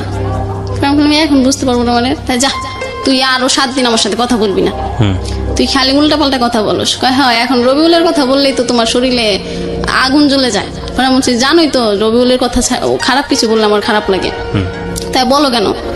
পরে বলতেছে ঠিক আছে তুমি একদিন রবিউলের কথা বলবা।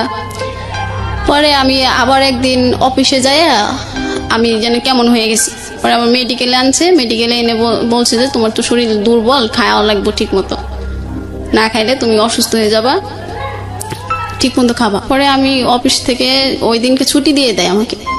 পরে ছুটি দিলে আমি রবিউলকে বলি রবিউল আমার যেন কেন এখন কেমন লাগে।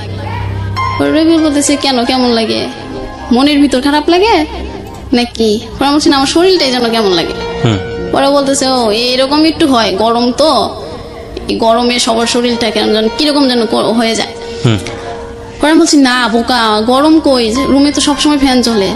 পরে বলতেছে যে কি জানো জানি না তোমার এরকম 9-6 কথা, রাখো ফোন রাখো। পরে আচ্ছা রেখে দিলাম। পরে আমার বান্ধবী, ওই বান্ধবীটাই আবার আমার কাছে আসলো, এসে বললো যে আচ্ছা ডলিমণি তুই সত্যি করে একটা কথা বলবি? পরে বলছি কি বল? বলতেছে তুই কি রবিউলের সাথে শারীরিক সম্পর্ক করছোস? পরে বলছি হ্যাঁ। পরে কইতেছে যে তাইলে মনে তোর বাবুটা হইছে, নাহলে তুই এরকম করিস কেন, তোর চেহারা তো আগে সুন্দর ছিল এখন যেন কেমন হয়ে যাচ্ছে। এটা কে বলেছে আপনাকে? আমার ফ্রেন্ড আপনাকে জিজ্ঞেস করছে। পরে আমি ওর কাছে সবকিছুই বলি, রবিউল আমাকে কখন কয়টা চুমা দেয়, কখন কয়বার আই লাভ ইউ বলে, কয়বার কাক পাখি ডাকে, সবকিছু আমার ওই ফ্রেন্ডের কাছে আমি বলি, একসাথে ডিউটি করি। পরে বলতেছে যে আচ্ছা তাইলে তুই একটা কাজ করতে পারস। আমি বলছি কি? বলতেছে এটা তুই তোর আপুদেরকে বলতে পারস। পরে আমি বলছি না রে আপুদেরকে বললে আমার বাইরে ফেলাইব, তুই বললেও এই কথা বলিস না। পরে বলতেছে তোর বলতে যদি সমস্যা হয় তা আমি বলি। আমি বলছি না তোর পায়ে ধরে এটা বলিস না, তাইলে আমার এইখানে রাখবেই না, আমাকে বাড়িতে পাঠিয়ে দিবে। পরে আমি বলতেছি না এটা বলিস না, তাইলে আমার বাড়িতে পাঠিয়ে দিব, আর আমি তো বাড়িতে গেলে রবিউলের সাথে কথা বলতে পারবো না। পরে বলতেছে আচ্ছা ঠিক আছে আমি একটা কাঠি এনে দেবো, তুই একটু সব পরীক্ষা করে দেখবি আসলে তোর এরকম লাগতেছে কেন, চেহারাটাও কেমন হয়ে গেছে। পরে আমি বলছি আচ্ছা ঠিক আছে তাহলে তুই আনিস, আমি এটা করবো। পরে এটা করার পরে ওইটা হ্যাঁ আসে। পরে আমার বান্ধবী বলতেছি সর্বনাশ করে ফেলছিস, এখন কি করবি? পরে আমি বলতেছি এখন আমি রবিউলে কি করে বলি বল। পরে বলতেছে আচ্ছা ঠিক আছে আমি রবিউলের কাছে বলবো, আর তুই তোর বড় আপার কাছে চল, আপা যদি রবিউলকে বুঝাইয়া বলে তাইলে মনে হয় রবিউল বুঝবে। পরে আমি রবিউলের কাছে যাই, রবিউলকে বুঝাই যে রবিউল দেখো আমার না এরকম এরকম লাগে। পরে বলতেছে যে তুমি কি মানে একটা বকা দিয়ে বলতেছে যে এইসব পেশাল করার জন্য ফোন দাও। পরে আমি বলছি না আমার সত্যি কেমন যেন লাগে। পরে বলতেছে ফোন রাখো, এখন আর ফোন দিবা না। ওর ফোনটা অফ করে দেয়, পরে আর সারা রাত ফোনটা অন করে না। পরে আমি আবার আপুর রেশমির কাছে বলি যে রেশমি দেখো না আবার এরকম করতেছে, আমার সাথে না কথা বলতেছে না, ফোনটা অফ করছে, তাহলে এখন আমি কেমনে বলি? ওরা বলতেছে আবার ফোন যখন অন করে ও যখন তোকে এই গানটা শোনাই তো তুই এই গানটা শোনাবি, তাইলে হয়তো তোকে ও আর এরকম রাগ করে থাকতে পারবে না। পরে আমি ওই গানটা শোনাই, ও যে গানটা বলতো আমাকে। পরে ও বলতেছে যে গান শোনাইতে হবে না, তুমি কি বলতে চাও বলো। পরে আমি বলছি তোমার সাথে না রেশমি কথা বলবে। পরে বলতেছে আচ্ছা ঠিক আছে রেশমির কাছে দাও।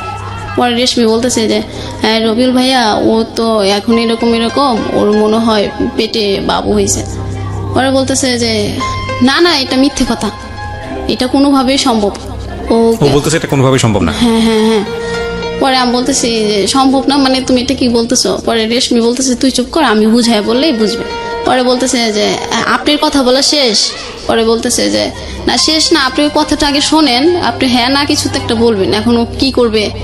পরে বলতেছে এটা সম্ভবই না, এটা হয়ই নাই, ও এরকম নাটক করতেছে। পরে আমি আবার বললাম ফোন দিয়ে যে রবুল তুমি বিশ্বাস করতেছো না কেন? পরে কইতেছে যে না এটা কিভাবে বিশ্বাস করবো আমি, আমার জানা মতো তোমার এই মিথ্যে কথা বলতেছো আর তোমার পেটে বাবুটা ভয় নাই। ও ওর জায়গা থেকে এতটা কনফার্ম ছিল কেন? সেটা আমি বলতে পারবো না। কেন আপনি বলতে পারবেন না? আপনি বিবাহিত একজন নারী, কয় মাস সংসার করেছেন এবং আপনি মোটামুটি ম্যাচিউর একটা বয়সের। প্রথম কথা হচ্ছে যে আপনি তো বিষয়গুলো সম্পর্কে জানতেন, কি করলে বাচ্চা আসে, কি করলে এরকম একটা দুর্ঘটনা ঘটতে পারে, ঘটনা বা দুর্ঘটনা আমি ঠিক জানি না, এটাকে কীভাবে বলবো, সেগুলো সম্পর্কে আপনার জানাশোনা ছিল না। এটা তো ফার্স্ট টাইম হয়নি ওর সাথে, আপনারা যাইতেন, আপনারা মিশতেন, সেটা not one time, second time, third time, fourth time আপনারা গেছেন, তো একের পর আগে ঘটনাগুলো হচ্ছে, তার মানে আপনারা সচেতনভাবেই এই সিদ্ধান্তগুলো নিয়েছেন। তো সেখানে আপনি বলতে পারবেন না কেন? মানে আপনারা কিভাবে মিলেছেন যেটার মধ্যে ও কনফার্ম ছিল যে না বাচ্চা আসার সম্ভাবনাই নাই, আপনি বলতেছেন যে না আমি জানি না কিছু, মানে বিষয়টা আমি বুঝি। এটার জন্য না বলতো যাতে আমি ওকে বিয়ের প্রেশারটা না দিই, সেটা তো অন্য হিসাব, কিন্তু এগুলোর সাথে তো আসলে বাচ্চা হওয়া না হওয়ার কোনো সম্পর্ক নাই। বাচ্চা যেভাবে হবে সেটা আলটিমেটলি দুজনের মধ্যে এরকম একটা সম্পর্ক হলে এবং সেখানে কিছু সিস্টেমেটিক প্রসিডিউর আছে সায়েন্টিফিক্যালি, সেগুলো ঘটনা ঘটলেই সেটা হতে পারে। তো আপনারা তো একবার এই ঘটনা ঘটেনি, আপনাদের মধ্যে বেশ কয়েকবার ঘটেছে, আপনারা দুজন সচেতন ছিলেন না? না আমরা দুজন কোনো ব্যবস্থা নিই নাই। পরে আমি ওকে বলার পরে ও বলতেছে আচ্ছা ঠিক আছে ফোন রাখি। ব্যবস্থা নেননি, তারপর আপনারা রেগুলার এগুলো করেছেন? হ্যাঁ। ও কোনো ব্যবস্থা নেয়নি? ও একবার আমাকে ওষুধ কিনে দিয়েছিল। আপনি খাননি সেটা? না না আমি ওটা খাই। এটা আপনি যে খাননি সেটা ওকে জানানো নেই? না, ও পরে জিজ্ঞাসাও করে নাই। তার মানে আপনাদের মধ্যে এই ঘটনা 1 মাস বা 2 মাসের মধ্যে বেশ কয়েকবার হয়েছে, এই যাওয়া আসার ঘটনা, তাই কি? মুখে বলতে হবে। হ্যাঁ হ্যাঁ হ্যাঁ। মানে 2-3 বার যে আপনারা একসাথে হয়েছেন সেটা 1-2 মাসের মধ্যেই নাকি গ্যাপ ছিল? না গ্যাপ 1-2 মাসের মধ্যেই। তারপরে তো ও বলতেছে যে এখন আমি রাখি, এইসব কথা শোনার জন্য ফোন রিসিভ। ও কেন বলতেছে যে এটা সম্ভবই না? আমি তো বুঝলাম এটা তো সম্ভব, এটা কি ওর জানাশোনা ছিল না? ও এটা বলতো, ও বলতেছে যে 2 মাসে 3 মাসে তুমি কিভাবে বুঝলা? আচ্ছা ও বলছে 2 মাসে তুমি কিভাবে বুঝলা? হ্যাঁ 2 মাসে তো বোঝা যায় না, 3 মাসে তো বোঝা যায় না। পরে আমি বলতেছি যে বোঝা যায় না, আমি তো এটা ডক্টরের থেকে এই এনে পরীক্ষা করছি, এটা হ্যাঁ হয়েছে, তুমি বিশ্বাস করো। আর এখনই যে আমাকে আমার ফ্রেন্ড নিয়ে যাচ্ছে আপুর কাছে, ওইখানে আপুর সাথে তোমাকে কথা বলা দেবো, তা আপু যেটা বলে তুমি একটু হ্যাঁ বলো। আর এখন তো এইটা হয়েছে যখন, তাহলে তুমি একটা কাজ করো, আমাকে বিয়ে করে রেখে দাও, আমি এখানে থাকবো, তুমি ওইখানেই থাকবা। এটা আপনি ওকে বললেন? হ্যাঁ হ্যাঁ। ও বলতেছে না আমার তো বিয়ে করা এখন সম্ভবই না, আমার বৃদ্ধ বাবা মা আছে, আমার 2টা বোন আছে, ওদের লেখাপড়া শেষ হবে, ভালো ফ্যামিলিতে বিয়ে দেবো, আমার অনেক স্বপ্ন আছে ওদেরকে নিয়ে। পরে বলছে ওদেরকে নিয়ে স্বপ্ন আছে, তোমাকে নিয়ে তোমার কোনো স্বপ্ন নাই। পরে বলতেছে যে আমার স্বপ্নটা পরে আমি বলছি ঠিক আছে তাহলে তোমার যখন ওদেরকে নিয়ে স্বপ্ন, আমি ওদেরকে বিয়ে দিয়ে দেবো, কিন্তু তুমি এখন আমাকে বিয়ে করো প্লিজ। পরে বলতেছে যে আচ্ছা ঠিক আছে আমি তোমার সাথে পরে কথা বলি, আগে মিঠু ভাইয়ের সাথে কথা বলি। পরে মিঠু ভাইকে কথা বললো, মিঠু ভাই বলতেছে যে এখন তাহলে কি করা যায়। পরে আমি আমার আপার কাছে ওইখানে আমার ফ্রেন্ড নিয়ে যায়, আমার মেয়ে জব তো অলরেডি জেনেই যায়। পরে আপু তো আমাকে আর ওইখানে রাখবে না, আমার সমস্ত জিনিসপাতি রুম থেকে বের করে ফিলিয়ে মিলে দিয়ে দিছে যে ওর এখানে কোনো জায়গা নাই, বাড়িতেও কোনো জায়গা নাই, কোথাও জায়গা নেই। আচ্ছা এটা আপনার বড় বোন? না এটা মেজো বোন। হ্যাঁ। পরে আমি আমার ফ্রেন্ড বললো যাচ্ছে জামা কাপড় নিতে হবে না, ও যদি চলে যায় পরে এসে নিয়ে যাবে। আচ্ছা আগে রবিউল কি বলে এটা শুনি। পরে রবিউল কাছ থেকে আমি তো ওইটাই শুনলাম, ও না বললো ওর অনেক স্বপ্ন আছে ওর বোনদেরকে নিয়ে, বোনদেরকে ভালো ফ্যামিলিতে বিয়ে দেবে। পরে আপুর কাছে যাই, বড় আপুর কাছে। পরে আপু বলতেছে, আপুর সাথে ফোনে কথা বলাই দিই রবিউলে।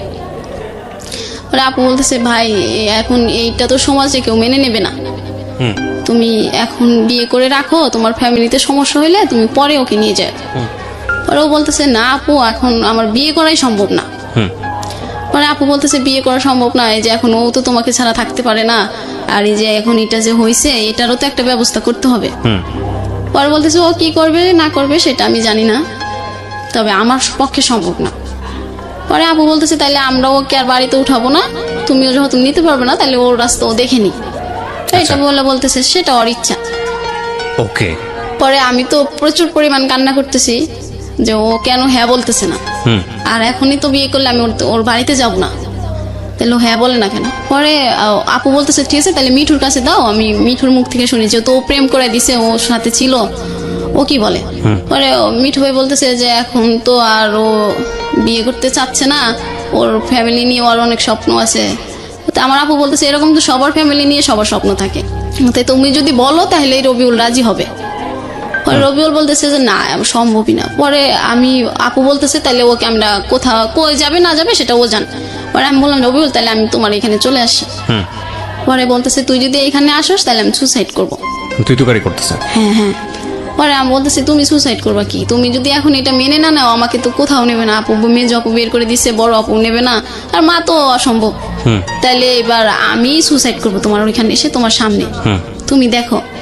এটা বলার পরে ও তো আরো খেপে গেল, আমি ওর ওইখানে যাই কেন সুসাইড করতে চাইলাম আর কেন ওইখানে আসতে চাইলাম, এটা আমার দোষ, এটা কি বাচ্চা টাচ্চা কিছু হয় নাই, এটা একটা নাটক, শুধু বিয়ে করানোর জন্য, বিয়ে করার জন্য এটা করতেছে, বিয়ে করার জন্য এটা করতেছি।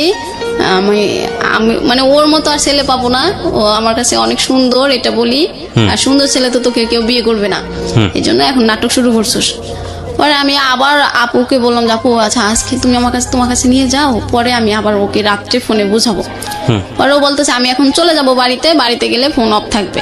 পরে আমি বলতেছি না রবিউল তুমি আমাকে 10টা মিনিট সময় দাও, আমি বাসায় যেয়ে তোমাকে ফোন করবো। পরে ও বলতেছে আচ্ছা ঠিক আছে। পরে আমি বলছি তুমি আমাকে বিয়ে করবা না, পরে বলতেছে না। পরে আমি বলতেছি তাহলে আমি তোমার এখানে এসে যদি সুসাইড করি তাও না, কয় না তাও না। পরে আমি বললাম তাহলে তুই কি তুমি আমার সাথে সম্পর্ক রাখতে চাও না, পরে বলতেছে যে না রাখতে চাই না।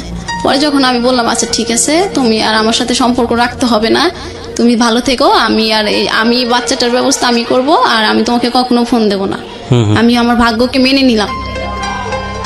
পরে বলতেছে যে কি ব্যাপার তুমি এত এই বললা বাচ্চা হয়েছে আবার এত সহজে ভাগ্য মেনে নিলা, এই তো তুমি নাটক করলা আমার সাথে এতক্ষণ, আমার এই কষ্ট দিলা, প্যারার ভিতর রাখলা।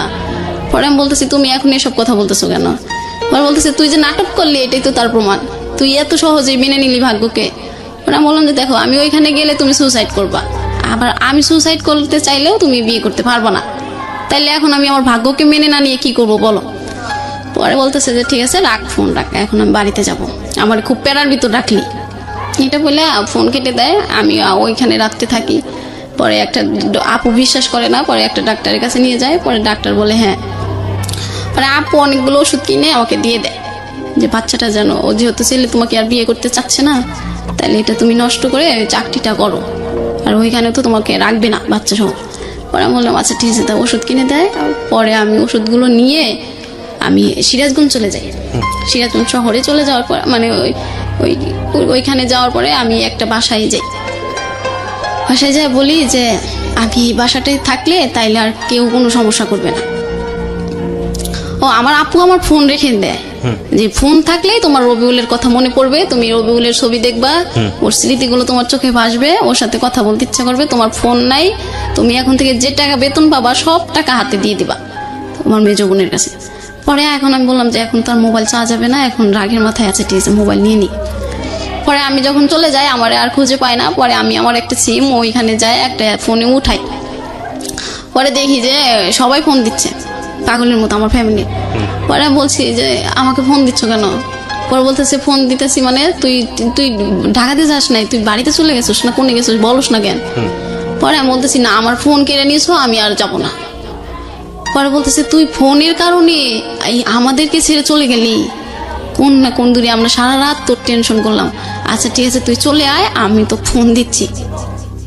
পরে বলছি ঠিক আছে ফোন দিলে আমার শর্ত আছে। পরে বলতেছে কি শর্ত, আমি বলছি যে আমি বাচ্চা নষ্ট করতে পারবো না।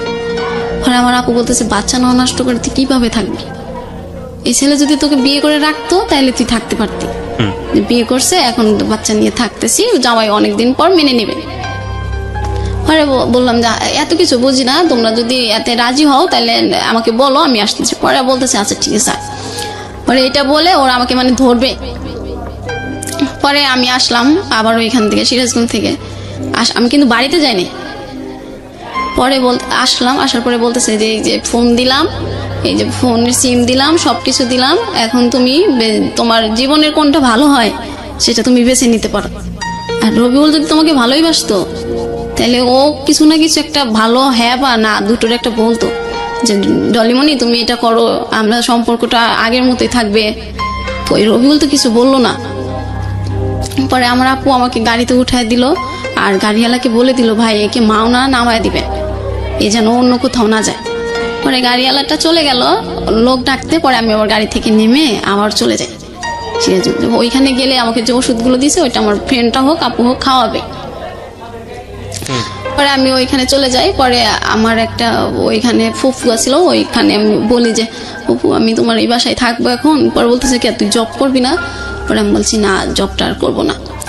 পরে বলতেছে আচ্ছা ঠিক আছে তাহলে এখানেই থাকতে পারো। পরে আমি বলতেছি আর কখনো কিন্তু যাব না, তোমার এখানেই থাকবো। পরে বলতেছে ঠিক আছে তাহলে আমি তোকে বিয়ে দিয়ে দেবো। পরে বলতেছি আচ্ছা ঠিক আছে। পরে আমি খাই না তো, কিছু খাইতে ভালো লাগে না, আর খালি ঘুম আসে। আচ্ছা। পরে ফুবু বলতেছে কি ব্যাপার তুই খাস না কেন? তুই যে পরিমাণ চুরি করে খাবার খাইতি এখন তোর সামনে থাকলে তুই খাস না। বাচ্চাটা তখনও পেটে? হ্যাঁ হ্যাঁ। পরে আমি ফুপুরে বললাম যে ফুপু এই ঘটনা, এই ছেলে তো এখন আমাকে বিয়ে করতে চাচ্ছে না। পরে ফুপু বলতেছে আচ্ছা বিয়ে করতে না চাইলে এরও সমাধান আছে, তুই এটা নষ্ট করে ফেল, তাইলে আর আমরা এখানে থাকবি, কোনো সমস্যা হবে না, পরে ভালো দেখে আমরা একটা বিয়ে দিয়ে দেবো তোকে। এটা বলার পরে আমি বললাম কি বলে, আমি যার জন্য এখানে চলে আসলাম জব ছেড়ে, সেও বলতেছে বাচ্চা নষ্ট করতে। পরে রবিউল ওই দিন ফোন দিল, ফোন দিয়ে বলতেছে কই তুমি? পরে বললাম যে আমি ফুপুর বাসায় আইছি। কেন? পরে বলতেছে যে আমার ফ্রেন্ড তোমার সাথে কথা বলবে, আজম। পরে বলতেছে যে আমি বললাম যে আজম কি কথা বলবে?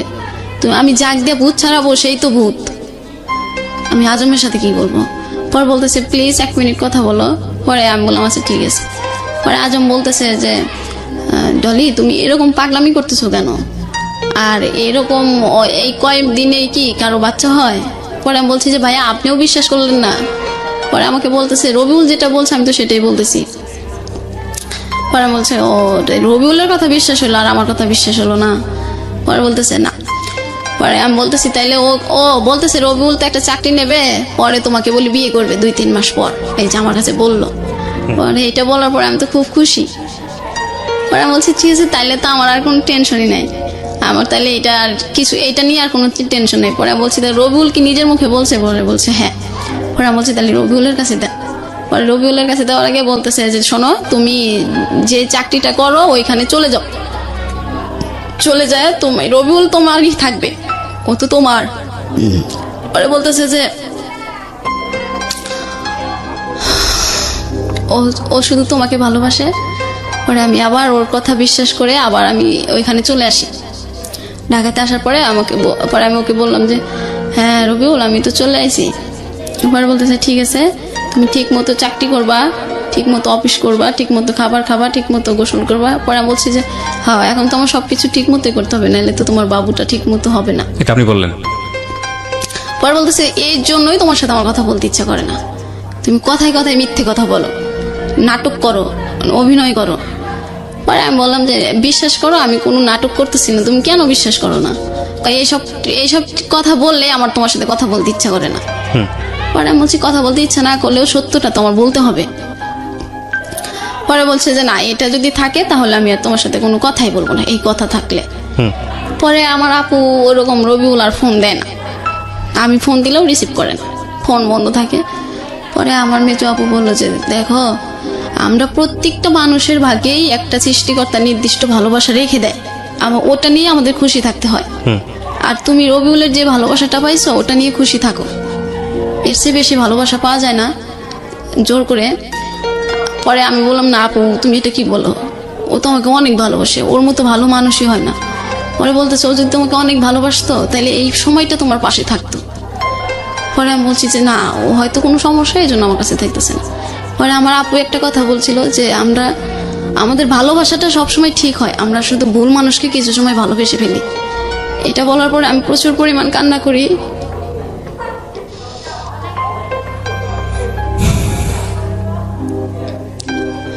আমি যাকে জীবনের সঠিক মানুষ মনে করলাম, সে আজকে আমার কাছে ভুল মানুষ হবে না, এটা হতে পারে না। পরে আমার রুমে সবাই জানে এই বিষয়টা, এখনো জানে যে আমি রবিউলের জন্য পাগল। পরে সবাই বলতেছে আচ্ছা ঠিক আছে, তুমি যখন রবিউলকে ভালোবাসো, তুমি বাবুটা নষ্ট করে ফেলো, ও তোমার ভালোবাসা আছে থাকবে, তোমার বাবু আবার হবে ও যখন তোমাকে বিয়ে করবে। পরে আমাকে সবাই মিলে এটা অনেক কিছু বোঝানোর পরে আমি হ্যাঁ বলে দিই, আচ্ছা ঠিক আছে বাবুটা আর রাখবো না। পরে ওর সাথে আর এই বিষয়ে আমার কথা হয় না যে রবিউল আমি বাবুটা নষ্ট করব, ভালো মন্দ। ও তোমাকে নাই করে দিছে, তারপর তো কথাই বল না। পরে আমি নষ্ট করি, মানে ওষুধ খাই। ওষুধ খাওয়ার পরে আমি এত অসুস্থ হয়ে যাই, একদিকে রবিউল কথা বলে না, একদিকে আমি কি এমন একটা মানুষকে ভালোবাসলাম, আমার কষ্টের সময় সে পাশে নাই, আমার এই যে বাচ্চাটা নষ্ট হয়ে যাচ্ছে, মানে নানান কষ্ট আমার চারপাশে মনে হলো তখন। আর মানে ওষুধটা বাবুটা নষ্ট হওয়ার সময় আমি এত অসুস্থ হয়ে গেলাম, আমি উঠে দাঁড়ানোর ক্ষমতা আমার ছিল না তখন। পরে আমাকে সবাই সেবা যত্ন করলো, 15 দিন আমি ওই অসুস্থই ছিলাম। পরে ওর সাথে আর এই কথা হয় নাই ভালো করে। ওই হয়তো 1 মিনিট ফোন দিয়ে বলতো কি করো, আমি ওই কাউকে দিয়ে ফোনটা রিসিভ করে বলতাম যে হ্যাঁ বল, ভালো আছে। পরে একদিন আমাকে বলতেছে জলিমনি, আমি বললাম হ্যাঁ বলো। পরে বলতেছে আমি না একটা কথা বলতে চাই তোমার। পরে বললাম যে কি বলো। বলতেছে আচ্ছা আমরা কালকে সারা রাত কথা বলবো, তখন তোমার সাথে কথা বলবো। পরে আমি বললাম যে ঠিক আছে, তোমার ফোনে কি টাকা আছে? পরে বলতেছে না। পরে আমি বললাম আচ্ছা ঠিক আছে, আমি ফোন দিবনি, তুমি কখনো হয় আমাকে একটা SMS করে জানিয়ে দিও। পরে বলতেছে আচ্ছা ঠিক আছে। পরে রাত গেল আর ফোন দিল না। পরে দিন সন্ধ্যাবেলা ও আমাকে ফোন দিয়ে বলতেছে যে জলিমনি একটা কথা বলবো। পরে বলছি হ্যাঁ বলো। পরে বলতেছে আমাকে ক্ষমা করে দিও। পরে আমি বললাম ক্ষমা? কিসের ক্ষমা চাও তুমি? আমার কাছে তো তুমি কোনো অপরাধ করো নাই। পরে বলতেছে আমি না বিদেশ চলে যাচ্ছি। এটা বলার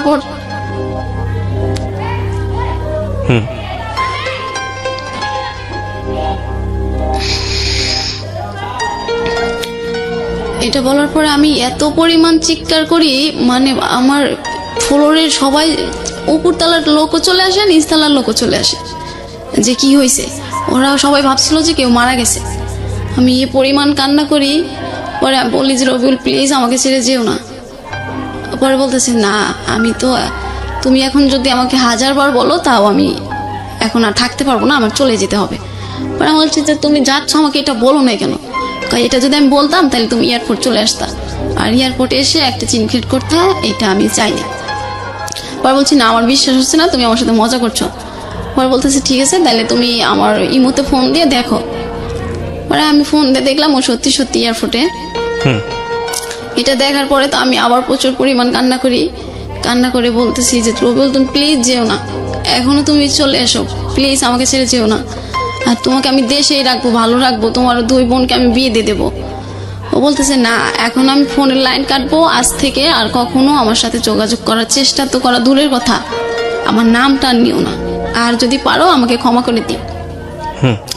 এটা বলছে, পয়লার পর ফোন কেটে দিছে। পরে আমি তো ওরকম চিৎকার করতেছি। পরে আমার ফ্রেন্ড আসার পরে বলতেছে কি হয়েছে তোর? পরে বলতেছে রবিউল নাকি দেশের বাইরে চলে যাচ্ছে। পরে বলতেছে তোকে বলে নাই আগে? আমি বলছি যে না। পরে বলতেছে যে এয়ারপোর্টে যায় বলছে। পরে আমি বলছি হ্যাঁ। পরে আমি আবার ফোন দিয়ে বলতেছি রবিউল তুমি প্লিজ যেও না, এখনো তুমি ওর ভিতরে যাও নাই, তুমি এখনো বাড়িতে চলে যাও। পরে বলতেছে না, আর ফোন দিতে নিষেধ করছি, ফোন দিবা না, আমি শুধু সিমটা অন করে রাখছি, আমি মানে ভিতরে ঢোকার আগে বাড়ির সবার সাথে কথা বলবো। পরে এই বলে ফোনটা কেটে দেয়। পরে আমি আবার ওর একটা ফ্রেন্ডের কাছে ফোন দিই যে ও কি সত্যি চলে যাচ্ছে নাকি কাউকে এয়ারপোর্ট থেকে রিসিভ করতে গেছে। পরে বলতেছে না, ওরই তো আজকে ফ্লাইট রাত 12টায়। পরে এটা বলার পরে আমি আবার কান্না শুরু করে দিই। পরে আমি আবার রবিউলে ফোন দিতে থাকি, ও আর ফোন ধরে না, ও বিজি, ওয়েটিং। ও বাড়ির সবার সাথে কথা বলে। যখন বিমানে উঠবে তখন আমাকে ফোন দিয়ে বলতেছে যে তুমি তোমার মতো করে ভালো থেকো, আর আমার কথা মনে করো না, আর ভালো ছেলে পেলে বিয়ে করে নিও।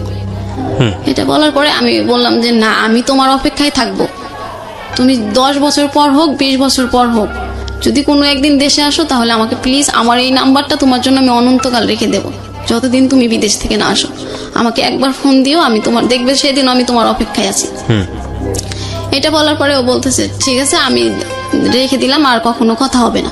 পরে আমি বললাম ঠিক আছে তুমি যখন আর কথা বলতে চাও না তাহলে ওইখানে যায় 1 মিনিট আমার সাথে ফোনে কথা বললো, তুমি মানে বিদেশ গেছো, আমি তাতেই খুশি থাকবো।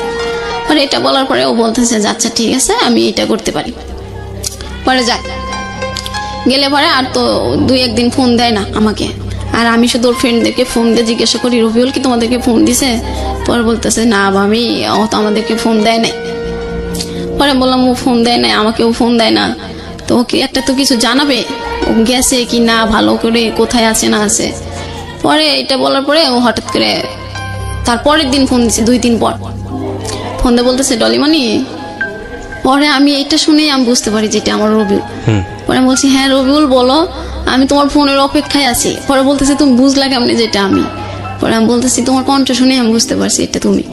পরে বলতেছে হ্যাঁ আমি দেশের কারোর কথা এখন মনে করব না, এখন আমি শুধু টাকার চিন্তা করব, আর তুমি পারলে আমাকে ভুলে যেও, আমি ভালোভাবে এসেছি। এটা ও বলার পরে আমি আবার অসুস্থ হয়ে যাই। একেতে ও চলে যায় আর কথা হয় না, এই এক টেনশন, আর ওর সাথে কথা না বললে তো আমি থাকতেই পারতাম না। আমার বাবুটা নষ্ট করছি এটার এক কষ্ট, বাড়িতে সবার কাছে কালারিং হয়েছি এটার এক কষ্ট।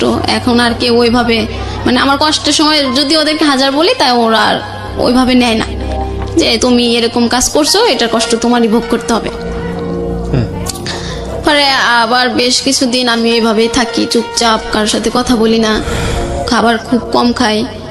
পরে একদিন আমার আপু বলতেছে যে এখন কি রবিউলের আশায় থাকবি নাকি অন্য কারোকে বিয়ে করার চিন্তা ভাবনা করবি? পরে আমি বলতেছি না আমি ওকে 10 বছর অপেক্ষা থাকতে আমি বলে দিছি, ও 10 বছর পরে দেশে আসে আমার কাছে আসবে। পরে বলছে এই কথা তো ও দেয় না, এটা তো তুমি দিছো, ওই ছেলে আর এসে তোমাকে কখনো যোগাযোগ করবে না। এটা বলার পরে আমার অফিস বন্ধ থাকে শুক্রবার, ও একদিন শুক্রবারে ফোন দিছে, ফোন দিয়ে বলতেছে কেমন আছো? পরে আমি বলতেছি হ্যাঁ ভালো আছি। পরে বলতেছে ভালো আছো? আমি বলছি তুমি কেমন আছো? বলতেছে হ্যাঁ ভালো আছি। পরে বলতেছে যে তুমি আমাকে ভুলে যেতে পারতেছো? পরে আমি বলছি যে এটা কি এত সহজে ভোলা যায়? তোমার তো আমি বলছি যে আমি তোমাকে কখনো ভুলতে পারবো না। পরে বলতেছে যে আমি কিন্তু তোমাকে অলরেডি ভুলে গেছি, এইখানে অনেক ইন্দোনেশিয়ার মেয়েরা আছে অনেক সুন্দরী, তোমার মতো আর কাক পাখি না, আর কাউকে কাক পাখি বলে ডাকতে হয় না আমার। পরে আমি বলছি ওদের মতো ফর্সা হইলে তাইলে আমাকে বিয়ে করতা? পরে বলতেছে চিন্তা ভাবনা করে দেখা যাইতো। পরে আমি বললাম এই তুমি তো তাহলে এটা আগে বললে আমি ফর্সা হয়ে যেতাম। পরে বলতেছে যে তাইলে তো তুমি আমাকে কখনো বলো নাই যে ফর্সা হওয়ার কোনো সিস্টেম আছে। বাচ্চাটা কোথায় তখন? বাচ্চাটা তো আমি নষ্ট করছি। বাচ্চাটা যে নষ্ট করছেন এটা ও চেয়েছিল নষ্ট করার কথা, মানে আপনি নাকি আপনি নিজের সিদ্ধান্ত এটা করেছেন? ও তো আমাকে মেনে নিচ্ছে না, তখন আমি আমার সিদ্ধান্তই নিইনি। আলটিমেটলি কোনো উপায় নেই। কি করেছিলেন বাচ্চাটা নষ্ট করতে? আমি ফার্মাসি থেকে নিজে ওষুধ খেয়েছেন নাকি নিজে ডাক্তারের সাথে গিয়েছেন কথা বলেছেন? না, ডাক্তারের কাছে তো আমার আপুই ওষুধ কিনে দিয়েছিল, আমি ওই ওষুধগুলো খাওয়ার পর তো আমি অসুস্থ হইলাম। রুমে সবাই আমাকে সেবা করতেছে আর শুধু বুঝাইতেছে। ওর সাথে কথাবার্তা বলছেন? তারপর পরে রবিউলের সাথে আমার কথা হইতেছে। পরে বলতেছে যে শোনো আমার একটা বাইক থাকবে, একটা সুন্দরী বউ থাকবে, তাহলে সে বাইক চালানোর মজাটাই থাকবে, আর তুমি তো কাক, এই জন্য তোমাকে বিয়ে করাটা হয়নি। এবার আমি দেশে যে একটা সুন্দরী মেয়ে বিয়ে করবো। পরে আমি বলছি যে তোমাকে সুন্দরী মেয়ে বিয়ে করাইতেছে, আমি তো তোমার অপেক্ষায় থাকবো, তুমি দেশে এসে দেখবা আমি তোমার অপেক্ষায় আছি। পরে বলতেছে তুমি তো বুড়ি হয়ে যাবা, আমি তো তখন তোমাকে বিয়ে করবো না। পরে বলতেছে তুমিও তো বুড়া হয়ে যাবা। পরে বলতেছে যে ঠিক আছে আমার সাথে আর যদি তুমি কথা বলতে চাও তাহলে আমার ফ্রেন্ড হয়ে থাকতে পারো, আমার গার্লফ্রেন্ড হয়ে থাকতে পারবা না। এটা বলার পরে আমি বললাম কেন? আমি তো তোমাকে স্বপ্ন দেখছি তোমার বউ হব, আমি তোমার সাথে বৃদ্ধ হব, তুমি আজকে এই কথা বলতেছো কেন? পরে বলতেছে যে হ্যাঁ এটাতে যদি রাজি হও তাহলে আমি তোমার সাথে কথা বলবো কন্টিনিউ। পরে আমি বললাম যে না, আমি এটাতে কোনোভাবেই রাজি হতে পারবো না, কারণ তুমি তখন অন্য একজনকে বিয়ে করবা, আমি তো এটা মেনে নিতে পারবো না। পরে বলতেছে আচ্ছা ঠিক আছে তাহলে রাখি। পরে এটা বলার পরে ওই দেশের নাম্বার আমি পাই যাই। পরে আমি তো সবসময় ওকে ফোন দিতেই থাকি, ফোন দিলেও হয়তো 100 বার ফোন দিলে একবার রিসিভ করে বলে কি ব্যাপার তুমি ফোন দিচ্ছ কেন, কিছু বলার আছে তোমার?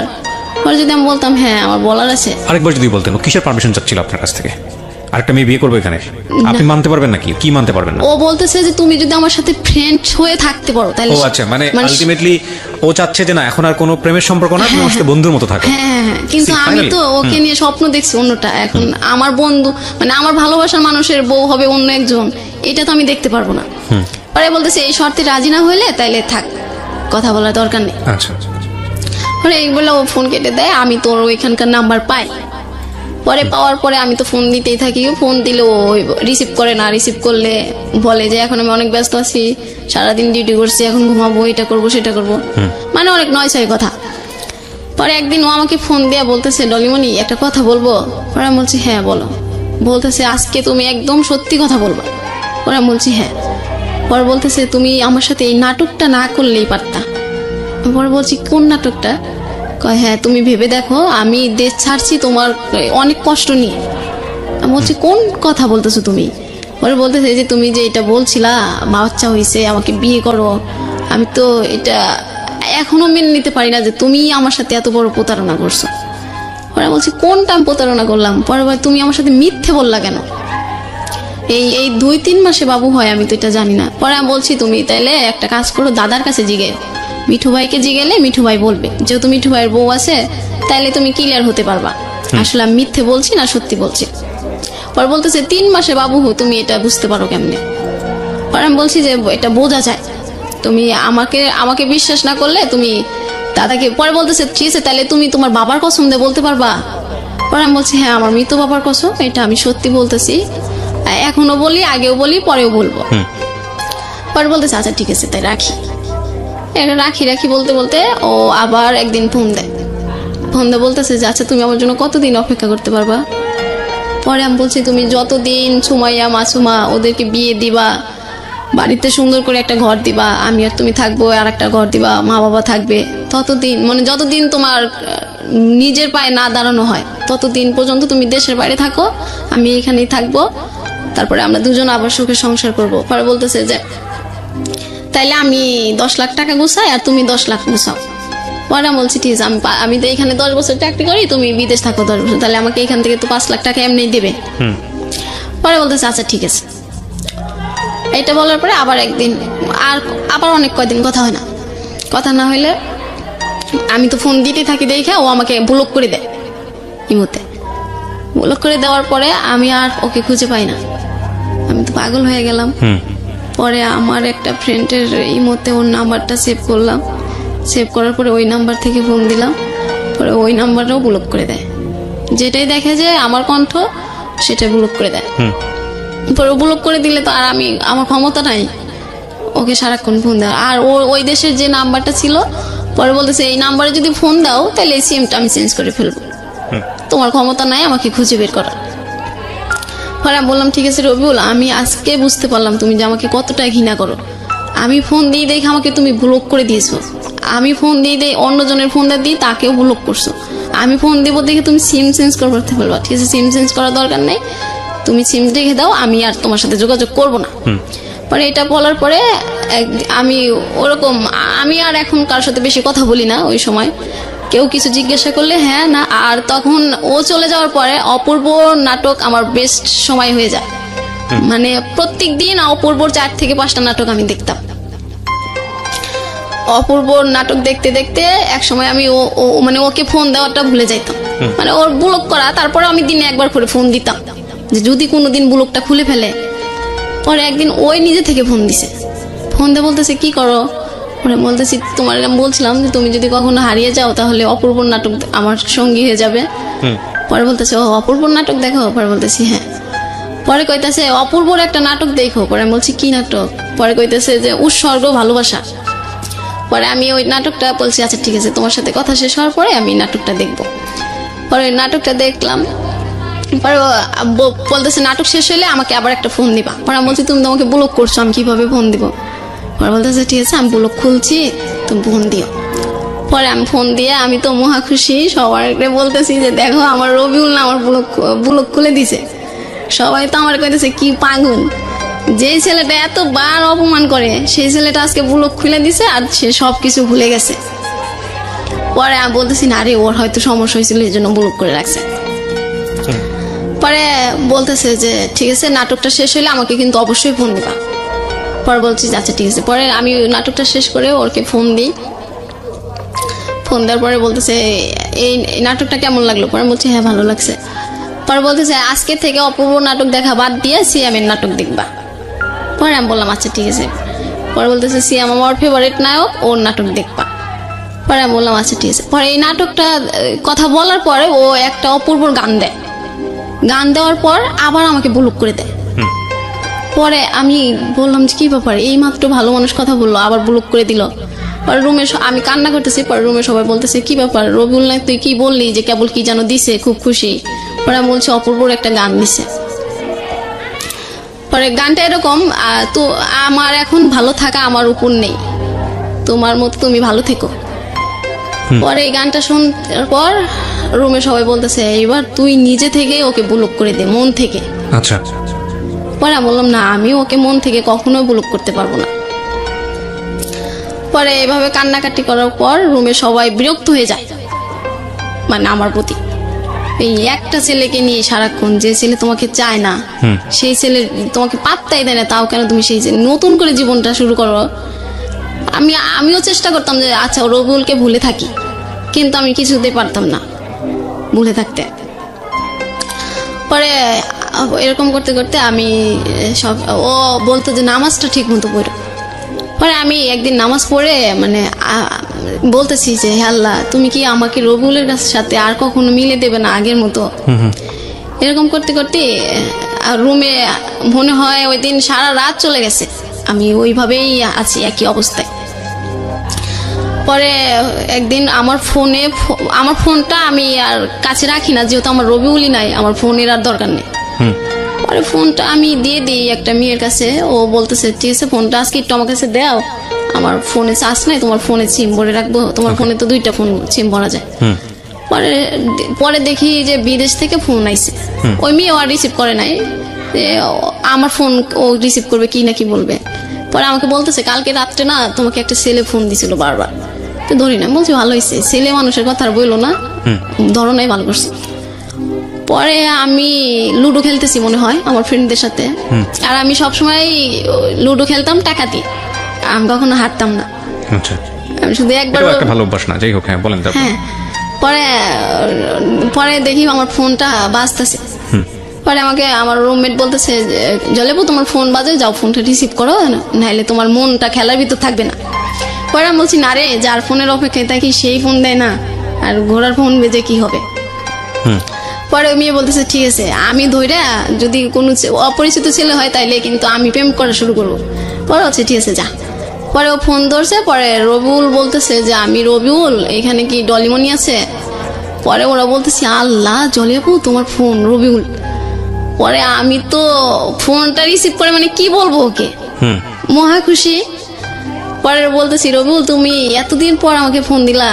পরে বলতেছে হ্যাঁ, মাঝে মাঝে মনে পড়লে ফোন দেবো, আমি বলছি না, যখন আমার কথা বলতে ইচ্ছা করবে তখন কথা বলবো, আমি তো তোমাকে না করি নাই কথা বলতে। পরে আমি বলছি আচ্ছা রবিউল তোমার ইচ্ছা করলে তুমি কথা বলবা, আর আমার যখন ইচ্ছে করে তখন আমি তোমার ফোনে ফোন দিলে যে আমার ব্লগটা এটা দেখতে হয়, তাহলে কেমন না বলো? পরে বলতেছে এই জন্য তো তোমার সাথে আমি কথা বলি না, আমি যখন কথা বলবো তখন কথা বলবা, এর বেশি কথা বলবা না।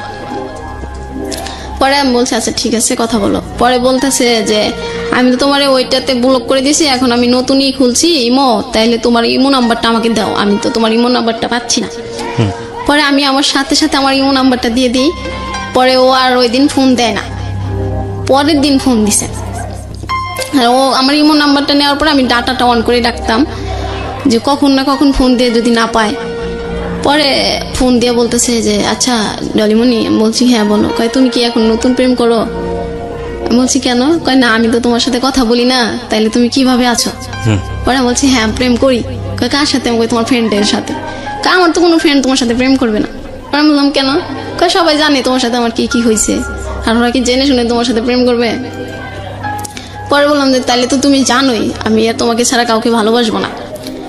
পরে বলতেছে যে তুমি আমাকে এখনো ভুলতে পারো না, আমি তো বলছি তোমাকে আমি বিয়ে করব না, তাহলে তুমি ভুলে যাও না কেন? নতুন একটা বিয়ে করো, নতুন বিয়ে করো, আমি তোমাকে অনেক গিফট পাঠাবো, তোমার বাচ্চার জন্য অগ্রিম গিফট পাঠাবো, পরে বলতেছে আচ্ছা আমি যদি গিফট হিসাবে একটা জিনিস চাই দিবা? পরে বলতেছে হ্যাঁ দেবো, বলো। পরে আমি বলছি তাহলে আমি তোমাকেই চাই। পরে বলতেছে এই কথা বললে আর কখনো ফোন দেবো না, ব্লক করে দেবো আবার। পরে বললাম যে তুমি বারবার এই ব্লকের ভয় দেখাও কেন? পরে বলতেছে তুমি আমাকে চাও কেন? আমাকে চাও না তাইলে তো আর তোমার সাথে আমি এরকম করি না, তুমি আমার বন্ধু হয়ে থাকো। পরে আমি বলছি যে তুমি যেহেতু আমাকে চাও না তাহলে বন্ধু চাও কেন? পরে বলতেছে তুমি অনেক ভালো একটা মেয়ে, আমি তোমাকে কখনো ভুলতে পারবো না। আমি বলছি কেন? তুমি যে অনেক ভালো একটা মেয়ে এর জন্য ভুলতে পারবো না। পরে বললাম যে আমি যদি অনেক ভালো মেয়ে হই তাহলে তুমি আমার সাথে থাকতে চাও না কেন? পরে বলছে না আমি থাকতে পারবো না, আমি কারণ দেশে যাইতে পারবো না, আমি তোমাকে বিয়ে করতে পারবো না, আমি দেশে যাব কোন না কোন কালে, তার কোনো ঠিক ঠিকানা নাই, এতদিন তো তুমি আমার অপেক্ষায় থাকতে পারবা না। পরে বলছে তুমি এটা বলো কেন? আমি তো থাকতে পারবো, আমি তো জানি তোমার জন্য আমি কি করতে পারবো না পারবো। পরে বলতেছে এরকম মুখে অনেক কিছু বলা যায়, আসলে বাস্তবটা এত সহজ না। পরে আমি বলছি ঠিক আছে তাইলে আমি, তুমি যেহেতু আমাকে চাওই না তাইলে আজকের থেকে তোমার ব্লক করতে হবে না, আমি এমনিতেই তোমাকে ফোন দেবো না, তুমি আর আমাকে ফোন দিয়ে মাঝে মাঝে ফোন দিয়ে এলোমেলো করে দিও না। যদি আমার কাছে ফিরে আসতে চাও কোনোদিন, আমি সেই দিনকেই তোমাকে নেব, কিন্তু এই যে তুমি বন্ধু হবা, এটা হবা সেটা হবা, এরকম ফোন দিয়ে এরকম কথা বললো না। দরকার নেই, রাইট? হ্যাঁ, কারণ আমি একটু নিজেকে যখনই গুছিয়ে নেই তখনই আবার এসে এলোমেলো করে দাও, তুমি তখনই আমাকে এলোমেলো করে দাও। আমি তারপরে আবার 2-3 সপ্তাহ তোমাকে মানে তোমার মানে মাথা থেকে তোমাকে আর বের করতে পারি না। রাইট। যখন একটু বের করি আবার তুমি এলোমেলো করে দাও। তাহলে এরকম করার চেয়ে একবারে চলে যাওয়াই ভালো। তুমি যাও, সুখে থাকো, আমি এটাই চাই। পরে বলতেছে আচ্ছা ঠিক আছে তাহলে আর আমাদের কথা হবে না। পরে বলতেছে যে বাবার অসুখ, একদিন ফোন দিয়ে বলতেছে বাবার অসুখ, বাড়িতে টাকা দিতে পারি না। পরে আমি বললাম যে ঠিক আছে তাহলে আমার কাছ থেকে টাকা নাও, নিয়ে তুমি করো, বাড়িতে দিয়ে দাও। পরে বলতেছে না তোমার কাছ থেকে টাকা নেওয়া যাবে না, এমনি তুমি আমার কাছে, আমি তোমার কাছে অনেক ঋণ। পরে বলতেছি না আমার কাছে তুমি কোনো ঋণ নি নাই। পরে বলতেছে যে এই জন্যই তোমাকে আমি আমার বন্ধু করে রাখতে চাই, তুমি কেন বোঝো না? পরে বলছি না আমি এর জন্যই তোমাকে চাই আমার করে, তুমি কেন বোঝো না? পরে বলতেছে ঠিক আছে এখন রাখি, কাজে যাব, পরে অন্য একদিন কথা হবে। পরে বললাম যে আচ্ছা ঠিক আছে, তাই আমি তোমার ফোনের অপেক্ষায় থাকবো। আমি সবসময় ফোন আমার কাছেই রাখি, অফিসে গেলেও বাসায় থাকলেও যেখানে গেলে, যদি হঠাৎ করে রবিউল ফোন দিয়ে আমাকে না পায়। পরে একদিন ফোন দিয়ে বলতেছে যে আমার অফিসে না ঠিক মতো কাজ হয় না, স্যালারিও পাই না, আর যে টাকা স্যালারি পাই ওইটা আমার খাওয়ার জন্যই চলে যায়, বাড়িতে দিতে পারি না। এই মাসে বাড়িতে মাত্র 4000 টাকা দিছি। আমি বলছি, পরে বলতেছি তাহলে এই কোম্পানিটা চেঞ্জ করে ফেলো, অন্য একটাতে যাও। পরে বলতেছে এই কোম্পানি চেঞ্জ করতে আর 3 লাখ টাকা লাগবে, তাইলে সে আমি অন্য কোম্পানিতে যেতে পারবো, স্যালারি পাবো। পরে আমি বলছি ঠিক আছে তাহলে আমি যদি 3 লাখ টাকা দিই তুমি কি এই কোম্পানি চেঞ্জ করবা? মানে আপনি বললেন ওই ছেলেটাকে? হ্যাঁ, মানে রবিউলকে? ও বাড়িতে টাকা দিতে পারছে না। আচ্ছা। আর মানে বাড়িতে যত তাড়াতাড়ি টাকা পয়সা দিয়ে করতে পারবো তাড়াতাড়ি দেশে চলে আসতে পারবে। পরে বলতেছে হ্যাঁ এটা করা যায়। পরে আমি বলছি ঠিক আছে তুমি যদি অন্য কোম্পানিতে যাও তাহলে আমাকে জানাও, আমি টাকা পাঠিয়ে দেবো। পরে ও একদিন ফোন দিয়ে বলতেছে যে পাসপোর্ট যে মালিকের কাছে উনি 3 বছর না হলে পাসপোর্ট দেবে না, আমি আর অন্য কোম্পানিতেও যাইতে পারবো না। পরে বললাম যে তাহলে তো এখন কিছু করার নাই, এইখানেই থাকতে হবে, যে কয়টা করে বাড়িতে পাঠাইতে পারো ওইটাকে দিতে হবে।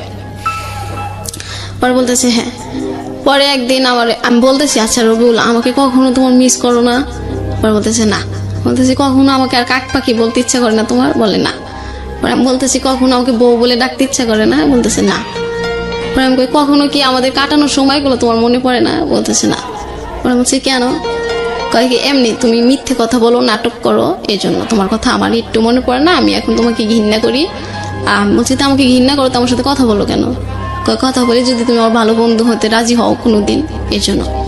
আপনি তাকে জিজ্ঞেস করেন এই কোশ্চেনটা? খুব টাফ একটা কোশ্চেন, যদিও খুব মানে অবিভাজ্য কোশ্চেন, বাট এই কোশ্চেন অ্যান্সারটা কি আসবে আমি ঠিক জানি। আপনি কখনো জিজ্ঞেস করেছেন তাকে যে কি ধরনের বন্ধু, মানে বন্ধুত্বপূর্ণ এবং শারীরিক সম্পর্ক বিষয়টা? না, শারীরিক সম্পর্ক না, ও শুধু বন্ধু হয়ে থাকবে, ওর দুঃখের কথাগুলো আমাকে বলবে, আমার কষ্টের কথা আমি ওকে বলবো, এবং তারপরে আপনাকে যখন বলবে তার সাথে দেখা করার জন্য বাংলাদেশে এসে তখন দেখা করতে হবে। হ্যাঁ, বাংলাদেশে এসে ও আমার সাথে একবার দেখা করবে, আমি বিয়ে করব অন্য জায়গায়। আচ্ছা ঠিক আছে, হ্যাঁ সমস্যা নেই, বলেন তারপরে কি দাঁড়ালো শেষ পর্যন্ত? হ্যাঁ, তারপরে এই কথা বলতেছে, পরে ও বলতেছে আমি তোমাকে ঘৃণা করি।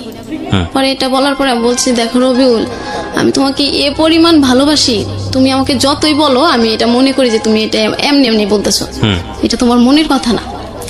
পরে বলতেছে না, পরে একটা বকা দিয়ে বলে যে এটা সত্যি, আমি তোকে ভালোবাসি না। সেদিন আমার অনেক কষ্ট হয়। ও যেদিন আমাকে বলে যে আমাকে ঘৃণা করে, সেদিন আমি অনেক কষ্ট পাই যে এই ছেলেটার কারণে আমি সবার কাছে কালারিং হয়েছি। আজ এই ছেলেটাই বললো আমাকে ঘৃণা করে, ঠিক আছে এই ছেলের সাথে আর আমি কথাই বলবো না, ওর মতো করে ভালো থাকুক, আমি আমার মতো করে থাকবো। এটা বলার পরে আমি ফোনটা কাটি।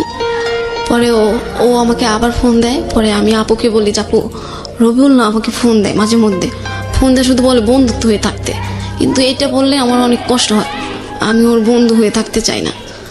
পরে বলতেছে যে তাইলে তুই একটা কাজ কর, তুই ওকে বলে দে যে তোর অনেক বড় একটা অসুখ, তাইলে আর ও তোকে ফোন দেবে না, আর তুই নিজেকে এইভাবে ঠিকঠাক রাখতে পারবি। পরে আমি বলছি কি বলবো? পরে বলতেছে তুই বলে দে যে তোর ক্যান্সার হয়েছে, তাইলে আর ওই ছেলে তোকে ফোন দিবে না, ডিস্টার্বও করবে না। পরে আমি বললাম যে আচ্ছা ঠিক আছে, এটা বলবো। পরে একদিন ভিডিও ফোন দিয়ে ও বলতেছে যে আমি তোমাকে একটু দেখবো। পরে আমি বলছি যে হ্যাঁ দেখতে পারো। বলতে তাহলে তুমি ক্যামেরার সামনে আসো।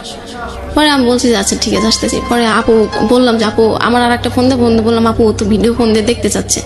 পরে বলতেছে আপু বলতেছে তুই এখন শুয়ে থাক, চুলগুলো এলো মুখে করে রাখ, পরে ও যদি তোকে জিজ্ঞাসা তুমি কি অসুস্থ, তুই বলবি হ্যাঁ।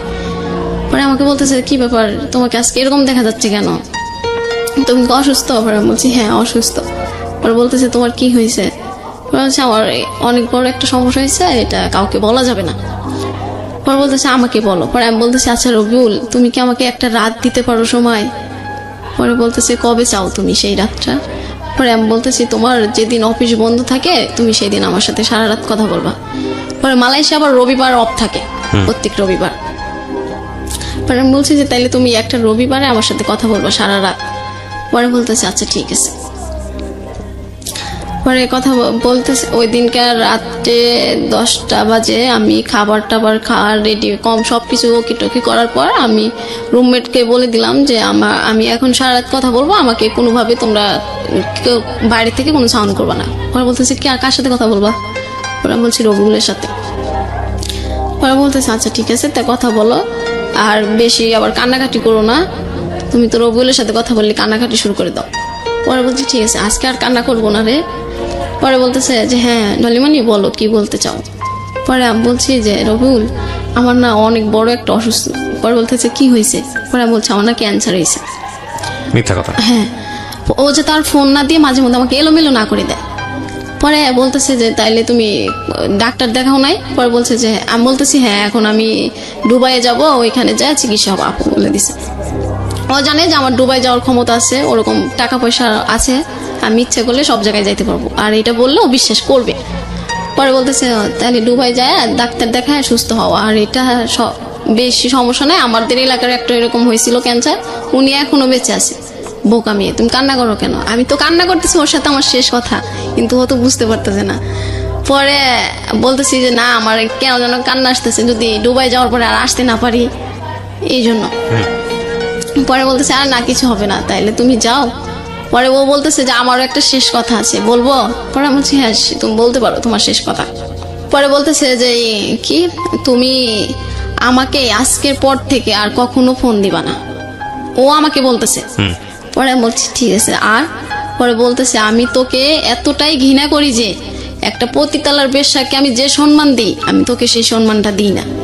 পরে আমার এটা বলার পরে আমি তো অনেক কান্না করি যে আমি তো তোমার সাথেই শুধু খারাপ কাজ করছি, তাইলে আমি যদি খারাপ হই তাইলে তো আমার সাথে তুমিও খারাপ, তাইলে তুমি একটা বেশ্যাকে বিশ্বাস করো আমাকে বিশ্বাস করো না কেন? পরে বলতেছে যে তুমি শুধু নাটক করো, এটা বলতেছে। পরে আমি বলছি রবিউল বিশ্বাস করো আমি আমাকে নাটক করে এটা বলে কেন? আমি ওই যে বাসাটায় কাজ করতে গেছিলাম ওইটা ওর বিশ্বাস হয় নাই, যেই মেয়ে করবে কাজ অন্যর বাসায়। আর নাটক হচ্ছে যে আমি বলছিলাম যে বাড়ি থেকে আমাকে কেউ মেনে নেবে না, বাড়িতে উঠাবে না, এটাকে নাটক বলে। আর ওই যে ওকে যে বলছিলাম যে ঠিক আছে তুমি যখন আমাকে মেনে নিচ্ছ না তাইলে ঠিক আছে তুমি তোমার মতো থাকো, আমার জীবনের ডিসিশন আমি নিজেই নিব। ও এই 3টা জিনিস বিশ্বাস করতে পারে না, এই জন্য আমাকে এখনো বলে আমি ওর সাথে নাটক করি। পরে এটা বলার পরে ও যখন এটা বলতেছে, পরে আমি বলছি যে আর কিছু বলবা? পরে বলতেছে হ্যাঁ তুমি আর কখনো আমার নাম। তারপরে কি হলো? ও তারপরে এসব ফোনটা কেটে দিলেন, রেখে দিলেন? না ফোন রাখে নাই। পরে আমি বলতেছি যে রবিউল আমি যতদিন বেঁচে থাকবো ততদিন তোমাকে ভালোবেসেই থাকবো, আর তুমি আমাকে যতই ঘৃণা করো আমি তোমার অপেক্ষায় থাকবো। তুমি এসে আমার সাথে যোগাযোগ করো আর না করো সেটা ব্যক্তিগত তোমার ব্যাপার, কিন্তু সৃষ্টিকর্তা জানবে আমি তোমার জন্যই আছি। আর তুমি এই যুগে আমার না হলে আমি পরকালে যেন তোমাকে পাই, তুমি আমার ওই কালে হয়েও। আমার শুধু তোমার কাছে এতটুকুই অনুরোধ। পরেও বলতেছে, হায় রে পাগল, আমি এই কালেই তোমার হইলাম না, ওই কালে হই কিভাবে? পরে আমি বলতেছি, এই কালে তো তুমি আমার হইলা না, আমি ওই কালে সৃষ্টিকর্তার কাছে চেয়ে নেব, তুমি যখন তো আমার হয়ে থাকো। পরে বলতেছে, তুই আমাকে এত ভালোবাসোস যে আমার তোকে লাগবই। পরে আমি বলছি, হ্যাঁ আমার তোমাকে দরকার। পরে বলতেছে, ঠিক আছে সেটা তোমার ব্যাপার, তুমি কিভাবে তোমাকে নিজেকে গুছিয়ে নেবে সেটা তোমার ব্যাপার। পরে বলে কথা বলা বন্ধ করে দেয়। পরে আমি ওকে ব্লক করে দিই।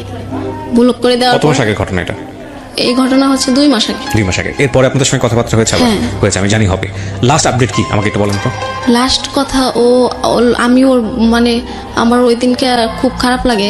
লাস্ট কবে কথা হয়েছে আপনার সঙ্গে? লাস্ট কথা হয়েছে 3 দিন আগে। 3 দিন আগে। ওই সময় লাস্ট কথাটা কি ছিল? এই ধরনের কথাবার্তাই তো হচ্ছে, আপনি ওকে ভালোবাসেন, সে আপনাকে পাত্তা দেয় না। আচ্ছা, হ্যাঁ। পরে লাস্ট কথা হচ্ছিল আমি লাস্ট কথা হয়েছিল যে আমি এখানে আসবো, আমি এখানে ফোন করছি। এবং আপনি গল্পটা শোনাতে চান, সে গল্পটা শুনতে চাবে না, বা আপনি বলছেন নাটক করেছেন। আমি আপনাকে কয়টা কোশ্চেন করি, আপনি কোশ্চেনগুলো খুব ঠান্ডা মাথায় উত্তর দেন। নাম্বার 1, আপনি এখানে কেন আসছেন এই গল্পটা বলার জন্য? প্রথম একদম ভিতর থেকে যেটা আসবে সেটাই অনেস্ট ওপিনিয়ন বলেন। কেন গল্পটা বলতে আসছেন? ওকে শোনানোর জন্য? ওকে শোনানোর জন্য নাকি অন্য কোনো উদ্দেশ্য আছে? ওকে তো আমি পৃথিবীর যে জায়গায় যাই যতভাবে বলি তো এটা আমাকে বিশ্বাস। তাহলে গল্পটা কেন বললেন? গল্পটা বললাম যে আমি শুধু বারবার ওকে ভালোবেসে ভুল করে যাচ্ছি, তা এরকম ভুল যাতে আর কেউ না করে। That is the point. আপনি জানেন আপনি ভুল করে যাচ্ছেন, কিন্তু আপনি ওখান থেকে বের হয়ে আসতে পারছেন না, রাইট? আমি আসতে পারি না, রাইট। আমি এবার আপনাকে কয়েকটা কথা বলি, শুধু আপনাকে না, যারা শুনছে তাদের সবাইকে কয়েকটা কথা বলি। প্রিয় শ্রোতা, এই কথাগুলো নতুন না, আমি বহুবার বলেছি। যে মানুষটা ভুল করে, যে মানুষটা অপরাধ করে, সেই মানুষটা জানে, কিন্তু কখনো কখনো সিচুয়েশন তাকে বের হয়ে আসতে দেয় না। একটা জিনিস মনে রাখবেন, প্রত্যেকটা জিনিসই খারাপ হোক ভালো হোক, এটা একটা শক্তি। যে শক্তি যত বেশি পাওয়ারফুল বা যত বেশি এনার্জি রাখে, সে শক্তির দিকেই আমরা ধাবিত হবে, সেটাই স্বাভাবিক। ওর লাইফে খারাপটা যতটা শক্তি নিয়ে এসছে, ওর লাইফে ভালোটা যদি ওই পরিমাণ বা ওর চেয়ে বেশি যদি শক্তি নিয়ে পাশাপাশি দাঁড়াতো, তাহলে ও একটা সিদ্ধান্ত নিতে পারতো। কারণ ওর মধ্যে বোধ আছে, ও জানে ভুল করছে, কিন্তু ওখান থেকে বের আসতে পারছে না, কারণ ওর সামনে কোনো ভালো অল্টারনেটিভ নাই। আমি যে কথাগুলো আপনাকে বলবো সেগুলো বিশ্বাস অবিশ্বাস করা একান্তই আপনার বিশ্বাস, কিন্তু আমি ব্যক্তিগতভাবে অনেক বেশি বিশ্বাস করি। প্রথমত আপনাকে কিছু বিষয় বলছি যেটার আসলে বৈজ্ঞানিক কোনো ব্যাখ্যা আমার জানা নেই, but this is absolutely true. কিরকম? একটা মানুষ যখন কাউকে লাভ করে, পাগলের মতো লাভ করে, একপাক্ষিক লাভ যখন হয়ে যায়, যেটা আপনি হচ্ছে রবিউলকে করছেন, হ্যাঁ, এবং ওই পক্ষ যদি বুঝতে পারে আমি যাই করি না কোনো মেয়েটা আমার সঙ্গে থাকবে, এবং তার যদি অন্যরকম উদ্দেশ্য থাকে, শারীরিক সম্পর্ক, টাকা পয়সা নেওয়া, আমি ধরে নিচ্ছি রবিউলের এই ধরনের ছিল না, আপনাকে দেখে সে কিছুদিনের জন্য হলেও ভালোবেসেছে, ও যদি বুঝতে পারে, এক পক্ষ যদি বুঝতে পারে যে আরেক পক্ষ ভয়ঙ্করভাবে আমার উপর দুর্বল, আমি যাই করি না কেন সে সেটা মেনে নিবে, তাহলে ওই পক্ষ থেকে তুচ্ছতাচ্ছিল্য আসবেই আসবে, আসবেই আসবে। You can write it down, এটা কপি করে রেখে দেন, আসবেই আসবে। এবং আসলে কিন্তু বিষয়টা এরকম না যে সেই মানুষটা আপনাকে ভালোবাসেন এটা প্রমাণ হয়ে যায়, হ্যাঁ। এবং এই তুচ্ছতাচ্ছিল্য একটা সময় সহ্য করতে করতে করতে করতে করতে করতে করতে অপরপক্ষ এক সময় বাস্ট আউট করবে, এবং বাস্ট আউট করার পরে যেটা হবে সেটা খুব ভয়ঙ্কর রকমের হয়। বাস্ট আউট করার আগ পর্যন্ত সে তার জন্য জীবনে সবকিছু করতে রাজি, বাবা মা ছাড়তে রাজি হয়, ঘর থেকে বেরোতে রাজি হয়, ওই যে সুদের ওপর টাকা, আরো অনেক অন্যায়মূলক কাজ যেটা ও করেছে বাচ্চা নিয়ে, এই ধরনের অনেক কাজ করতে রাজি হয়। কিন্তু যখন শক্ত হয়ে যায়, না ছেলেটা আমার জীবনে শুধু ভয়ঙ্কর রকমের ক্ষতি করে যাচ্ছে, ছেলের জায়গায় মেয়েও হতে পারে, মেয়েটা আমার জীবনে শুধু ভয়ঙ্কর রকমের ক্ষতি করে যাচ্ছে, তখন যে ঘৃণাটার জন্ম হয়, সেই ঘৃণার দেয়াল এত বেশি শক্তিশালী হয় যে ওটা আর ভাঙা যায় না। এখানে একটা খুব ছোট্ট টেকনিক আছে, আপনাদেরকে বলি, ইউ ক্যান অ্যাপ্লাই ইট। যদি বোঝেন যে অপরপক্ষ আপনার এই ভালোবাসার দুর্বলতার সুযোগ নিচ্ছে, তাকে আপনি জীবনের কোনোদিনও কোনো সিচুয়েশনে পায়ে ধরে হোক, হাতে পায়ে ধরে হোক, জীবনের সর্বোচ্চ সমস্ত কিছু দিয়েও হোক না কেন, রিকোয়েস্ট করে আপনার ভালোবাসায় ফেরাতে পারবেন না। I can write it down, আপনাকে আমি বলতেছি, পারবেন না, পারবেন না, পারবেন না, পারবেন না। যেটা করে আপনি ফেরাতে পারেন সেটা হচ্ছে ও আপনার সাথে যেরকম আচরণ করতেছে আপনিও করেন, ভালোবাসেন কিন্তু আপনিও ওটা করেন, করলে দেখবেন যে ও অটোমেটিক্যালি নিজেকে রিয়েলাইজ করা শুরু করবে। ওর ভিতরে যদি বিন্দুমাত্র টানও থাকে আপনার জন্য, ভালোবাসা থাকে আপনার জন্য, ও কাম ব্যাক করবে। এবং কেন জানি না, এটা প্রকৃতিরই একটা নিয়ম, যখন একটা মানুষ আরেকটা মানুষের কাছ থেকে সরে যায়, তখন ভিক্ষা মেগেই হোক বা নিজের দুর্বলতা দেখিয়েই হোক, ড্রাগ নিয়ে হোক বা যেটাই করে হোক না কেন, আমরা এই জিনিসটা করে তাকে আমাদের কাছে টানার চেষ্টা করি, এবং দ্যাট ইজ দ্য রংগেস্ট ওয়ে। আমি মনে করি এটা হচ্ছে সবচাইতে ভুলতম পন্থা। এটা করানোই যাবে না। এটা আপনি যত বেশি করবেন ওর জায়গা থেকে ধরে নেবে হ্যাঁ এরকমই তো হওয়ার কথা ছিল, ওর বিন্দুমাত্র লাভ জমা হবে না আপনার প্রতি, বরং that is the best way. Okay, ওই যে একটা গান আছে না হিন্দিতে, কি যেন একটা, আমি অত ছবি দেখা হয় না, যে ব্রেকআপ হয়ে গেছে, ব্রেকআপের জন্য পার্টি করছে, গান করছে, এখনকার সময়টা হচ্ছে এরকম। And that actually work. যদি আপনার কাছ থেকে কেউ চলে যেতে চায় তো আপনার মনে হচ্ছে ফাইন, ওকে আপনি লাভ করেন, ঠিক আছে তুমি যাচ্ছ যাও, ওকে ফাইন, আমিও থাকলাম না তোমার সঙ্গে। অ্যান্ড বিলিভ মি, ও যদি আপনাকে ভালোবাসে ও আপনার কাছে ব্যাক করবে, বিকজ আসলে পায়ে ধরে লাভ হয় না। আপনার জন্য এটা হচ্ছে আজকে থেকে শিক্ষা। আপনি যদি এটা প্র্যাকটিস করেন, 6 মাস প্র্যাকটিস করেন, ওর ভিতরে যদি রিয়েলাইজেশন থাকে, আমি জানি না ও শুনছে কিনা রবিউল, ও যদি বাই হার্ট এটা ফিল করে আপনাকে, যেন আপনাকে লাভ করে, তাহলে আপনার কাছে ফিরবে। এবং ফিরলে আপনি সঙ্গে সঙ্গে তাকে রিসিভ করবেন না। লাস্ট 1 বছর যা করছো আপনার সঙ্গে, সম্পর্ক কত দিনের? 2 বছর। তার মধ্যে 1 বছরেই বিদেশ গেছে কতদিন যাবত? বিদেশ গেছে 1 বছর। লাস্ট 1 বছর আপনার সাথে যেটা করছে সেটা আপনি সুদে আসলে আগে আদায় করবেন। না, আমি একটু শেষ করি। যদি আপনি সেটা করতে পারেন তাহলে দেখবেন যে ওর জায়গাটাতে অনেক বেশি সফট হয়ে গেছে, এবং ইট অ্যাকচুয়ালি ওয়ার্কস। এটা কাজ করবে। আর যদি আপনি এটা করতে না পারেন তাহলে সারা জীবনে you will show your softness, and lastly গিয়ে যেটা হবে যে ও আপনাকে ইউজ করেই যাবে এবং এটার কোনো এন্ডিং রেজাল্ট আসবে না। ঠিক আছে? আর আজকের এই গল্পের একটা চমৎকার জায়গায় এসে আমি আপনাকে সম্মান করেই বলছি কথাটা। আমরা যখন ভুল করি তখন আমরা জানি, কিন্তু ওই ভুলের সামনে কিছু কিছু ইমোশন, কিছু ভয়ঙ্কর রকমের ফিলিংস এত বেশি বাধা হয়ে দাঁড়ায় যে আলটিমেটলি ভুলটা করছি ওই সেন্সটা মাথায় থাকে না। আপনি যখন বাচ্চাটা কনসিভ করছেন তখন আপনি জানতেন যে আপনি ভুল করছেন। আপনি যখন ওর সঙ্গে শারীরিকভাবে মেলামেশা করেছেন তখন আপনি জানতেন আপনি ভুল করছেন, এটা একটা অপরাধ। বাচ্চাটা কনসিভ করার পর বাচ্চাটাকে যখন মেরে ফেললেন পেটের মধ্যে তখনও আপনি জানেন অপরাধ। তারপরও আপনি ওর কাছ থেকে সরে আসতে পারেন নাই, কারণ ওর প্রতি আপনার একটা অন্ধ ফিলিংস আছে। অন্ধ ফিলিংস নিয়ে সারা জীবন রান করা যায় না। অন্ধ ফিলিংস সারা জীবন থাকে না। এবং যারা যখন অন্ধ ফিলিংসে থাকে তখন এটা এই কথাটা বিশ্বাস করে না। যখন জীবন থেকে চলে যায় অন্ধ ফিলিংসটা হঠাৎ করে একদিন কিংবা ধীরে ধীরে ক্ষয়ে যায়, তখন বোঝা আরে জীবনে কত বোকা ছিলাম, ভয়ঙ্কর রকমের বোকা ছিলাম। পৃথিবীতে একটা কাপলও নাই বা হিস্ট্রিতেও নাই প্রেমের সম্পর্ক হয়েছে, একটা পরিণতিতে গিয়েছে বিয়ের পরে, ঠিক আছে ফাইন, এবং যেই ধরনের ভালোবাসা নিয়ে তাদের মধ্যে সম্পর্কটা তৈরি হয়েছে, আকর্ষণ তৈরি হয়েছে, সেই সম্পর্কটা সারাটা জীবন বা সেই আকর্ষণটা সারা জীবন ছিল। এটা মানুষের পক্ষে সম্ভবই না, কোনোভাবেই সম্ভব না। একটা সার্টেন পিরিয়ডের জন্য এই ফিলিংসটা থাকে, এই ফিলিংসটা ধীরে ধীরে ক্ষয় হয়ে যায়, অন্যদিকে ডাইভার্ট হয়ে যায়, বিয়ের পরে সেটা রেসপন্সিবিলিটির দিকে চলে যায়, অন্যদিকে চলে যায়। সো এই ফিলিংসটা সারা জীবন থাকে না। সুতরাং এই ফিলিংসটাকে রেখে আপনি তো ভুল করেই ফেলেছেন, বাকি যারা আছে শ্রোতা তাদের উদ্দেশ্যে একটা কথাই বলতে চাই, জীবনে এমন কোনো খুঁত নেওয়া উচিত না, জীবনে এমন কোনো ভুল করাটা উচিত না, যেটা আমি বারবার বলেছি, বহুবার বলেছি, আরও বলবো হয়তোবা, যেই ভুলটা সারাটা জীবন আপনাকে ক্যারি করে বেড়াতে হয়, যেই দাগটা আপনাকে সারাটা জীবন ক্যারি করে বেড়াতে হয়। আমাদের সমাজে এই যে আজকে যে বোনটি আমাদের এখানে এসছে, ডলির মতো অসংখ্য বোন আছেন যারা এইরকম ইমোশনে পড়ে যখন একটা ছেলেকে লাভ করে ফেলেন জীবনের সমস্ত কিছু দিয়ে দেন, জীবনের সমস্ত কিছু তার জন্য উৎসর্গ করেন, কিন্তু এটা ভুলে যান যে দিন শেষে আসলে মানুষ একা, এবং ওই একার কাছে ভালো থাকাটা খুব গুরুত্বপূর্ণ, খুব গুরুত্বপূর্ণ। আমি বলবো আপনার বয়স 24 বছর, সামনে অনেক বয়স পড়ে আছে, আপনি নিজের পায়ে দাঁড়িয়েছেন, নিজে পয়সা রোজগার করেন, যে ভুলগুলো করেছেন সেগুলো থেকে বের হয়ে আসতে হবে। এবং সেটার জন্য আমি আপনাকে যেটা বললাম, এই ছেলেটাকে যদি সত্যি আপনি আপনার জীবনে চান, আমি তাকে এখনো নেগেটিভ কোনো কিছু বলছি না, সে যেটা করছে সেটা আমার কাছে সামহাও মনে হচ্ছে যে হয় আপনাকে ভালোবাসে অথবা ভালোবাসে না, এরকম একটা দোলাচলের মধ্যে আছে সে। তবে আমি আপনাকে বললাম যদি সত্যি আপনাকে ফিরে পেতে চান তাহলে that is the ultimate chemotherapy, এটার পর আর কোনো থেরাপি নাই। ও আপনার সাথে যা করতেছে আপনি সেটা মেনে নেন, মেনে নিয়ে ওকে আর পাতা দিয়ে না। ও আপনাকে ফোন করুক, আপনি ফোন রিসিভ করেন না, ওকে আপনি রিল্যাক্স থাকতে দেন, আপনি বারবার ওর দিকে হাত বাড়ায়েন না, ওকে আপনি স্পেস দেন, 2-4-6 মাস আপনি যোগাযোগ করেন না, 2-4-6 মাস আপনি ফোন রিসিভ করেন না, ওর রিয়েলাইজেশন হোক যে ও আসলে আপনাকে ভালোবাসে কিনা। ও পাগলের মতো আপনাকে টেক্সট পাঠানো শুরু করবে, ও আপনার কাছে ফেরার জন্য উন্মাদ হয়ে যাবে একটা সময়। যদি এরকম ক্রেজি হয় দেশেও ফিরে আসতে পারে যদি আপনাকে সত্যি সত্যি ও লাভ করে। আপনি সে পর্যন্ত ধৈর্য ধরে শক্ত করে অপেক্ষা করেন। 6 মাস পরে 3 মাস পরে একবার ফোন দিয়েছে, পাগল হয়ে তার সাথে কথাবার্তা বলে সবকিছু উল্টপাল্ট হয়ে গেল, এই উইকনেস যতদিন থাকবে ততদিন এই ছেলে আপনার সঙ্গে এরকমই করবে। সো আপনি নিজের টাকায় হার্ড হন, আর এই ছেলে যদি ফিরে আসে তাহলে 1 বছর যে কাজটা আপনার সঙ্গে করেছে সে কাজটা আপনি ওর সঙ্গে করবেন। করার পরে যদি টিকে থাকে তাহলে বুঝবেন যে না, ওর মধ্যে একটা ভালোবাসা ছিল কিন্তু ও ইনডিসিশনে ছিল, ও আসলে কি করবে। তারপর আপনি সিদ্ধান্ত নেন ওকে বিয়ে করবেন কি করবেন না। তার আগ পর্যন্ত থেকে চান্স দেওয়ার কোনো সুযোগই নাই, কারণ ও দোলাচলের মধ্যে আছে। ও হলো যে উপরেরটাও খাবে, একটা গাছেরটাও খাবে, তলারটাও ঘুরাবে, এই টাইপের রিলেশনশিপে যাচ্ছে ও আর কি। বাবা তুই পছন্দ করিস না, রবিউলকে বলছি, তুমি পছন্দ করো না ভাই, তারপর আর ফ্রেন্ডশিপের দরকারটা কি? যাই হোক, তো ভালো থাকেন, এটাই হচ্ছে শেষ বলাটা। আর আমি আমার জায়গা থেকে শুধু একটা কথাই বলতে চাই, সেটা হলো যে কোনো ভুলের জন্যই আমরা যেন এমন ভুল করে না বসি যে ভুলটা সারাটা জীবন ধরেই আমাদের দাগ কেটে যায়। আজকে যে সাহসটা উনি দেখালেন আমাদের এই বোনটি ডলি, তার দিকে আঙুল তোলা আমাদের উদ্দেশ্য নয়, কিন্তু আমরা আমাদের জায়গাটা থেকে যাতে করে ডলির মতো ভুল না করি সেই জন্য আজকের এই গল্পটা আমাদের পাথেয় হোক। অনেক ধন্যবাদ। সিক্রেটস আজকে এখানেই শেষ করছি। পাশে হাত দিয়ে দেখিয়ে ত্রিবুকে বলল। আমার পাশে বসো ত্রিবু, তোমার সব খুলে বলছি আমি। ত্রিবু মারিয়ার পাশে বসলো।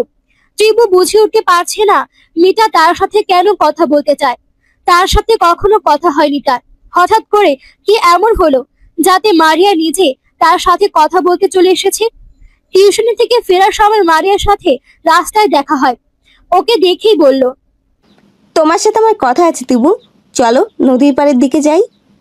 ত্রিবু অমত করেনি, কিন্তু খুঁজে পাচ্ছে না কি কথা হতে পারে। মারিয়া সামনের দিকে দৃষ্টি দিয়ে বলল, হিমেল যে আমায় অ্যাসিড মেরেছে তা তো তুমি জানো, তাই না ত্রিবু? ত্রিবু এতক্ষণ পর মুখ খুলল। হ্যাঁ, পাশের বাড়ির এক চাচি থেকে জেনেছি। 2 সপ্তাহ পর আমার বিয়ে, আমার ভালোবাসার মানুষের সাথে। জানো, সে আমায় সত্যি অনেক ভালোবাসে। নয়তো একটা অ্যাসিড দত্ত মেয়ে সে কেন বিয়ে করতে রাজি হবে বলো তো? অভিনন্দন আপু, সত্যি সবার জীবনে এমন ভালোবাসার মানুষ থাকে না।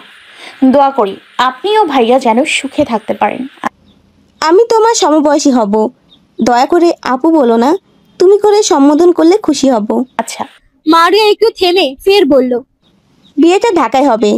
হিমেল যাতে বিয়েতে কোনো সমস্যা করতে না পারে তার জন্য এই ব্যবস্থা। ঘরোয়াভাবেই বিয়ের আয়োজন করা হচ্ছে। বিয়ের পর ঢাকায় থাকা হবে, খুব বেশি প্রয়োজন ছাড়া গ্রামে আসা হবে না।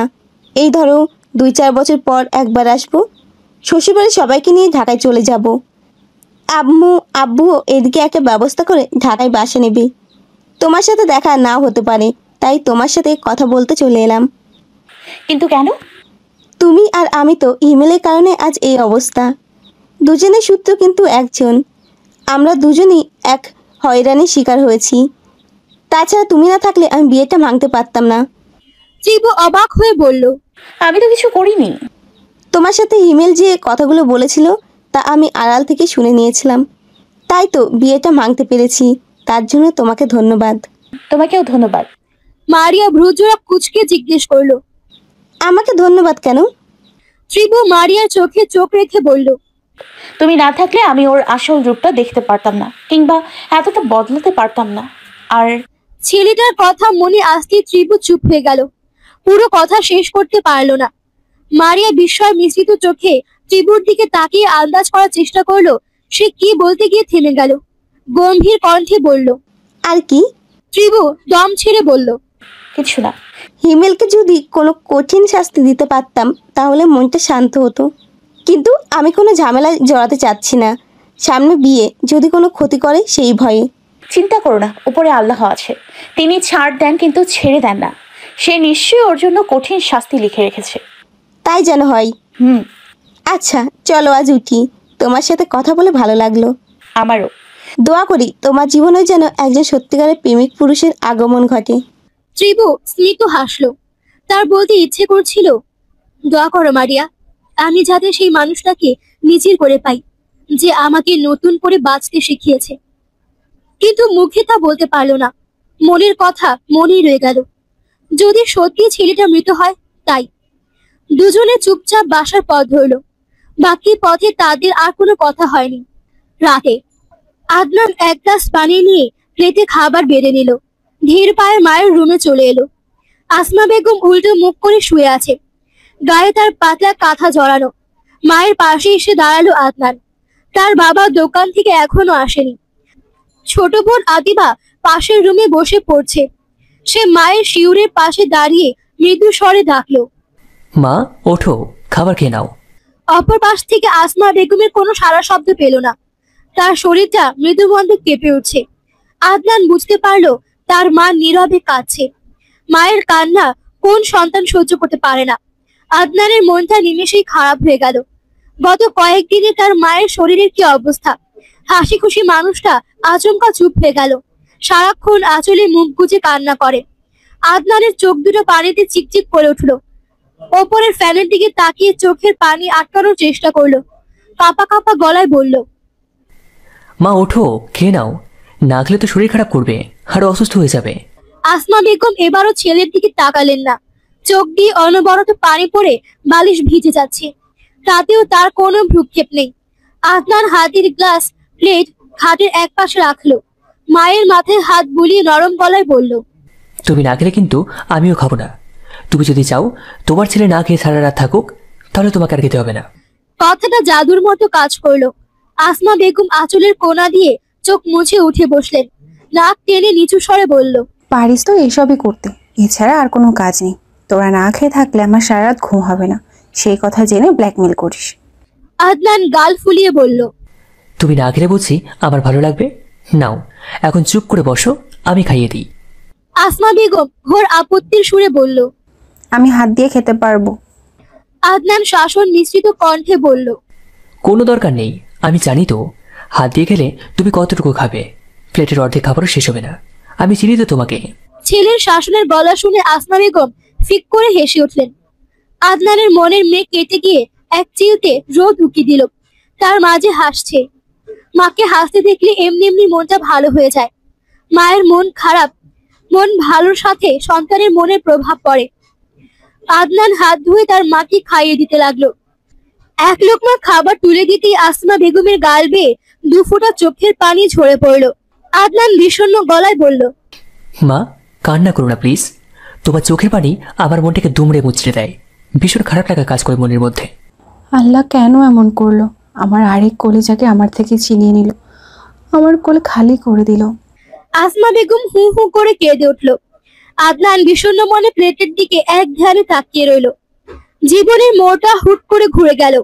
নিজেকে কিছুটা শক্ত করে বাম হাত দিয়ে চোখের পানি মুছে দিয়ে বলল, বেশি বেশি করে দোয়া করো, নিশ্চয় আল্লাহ পরম করুণাময় ও অসীম দয়ালু।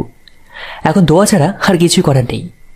তোকে দেখলেই তো বুকটা ফেটে যায় বাবা, একসাথে দুজনকে আর কখনো।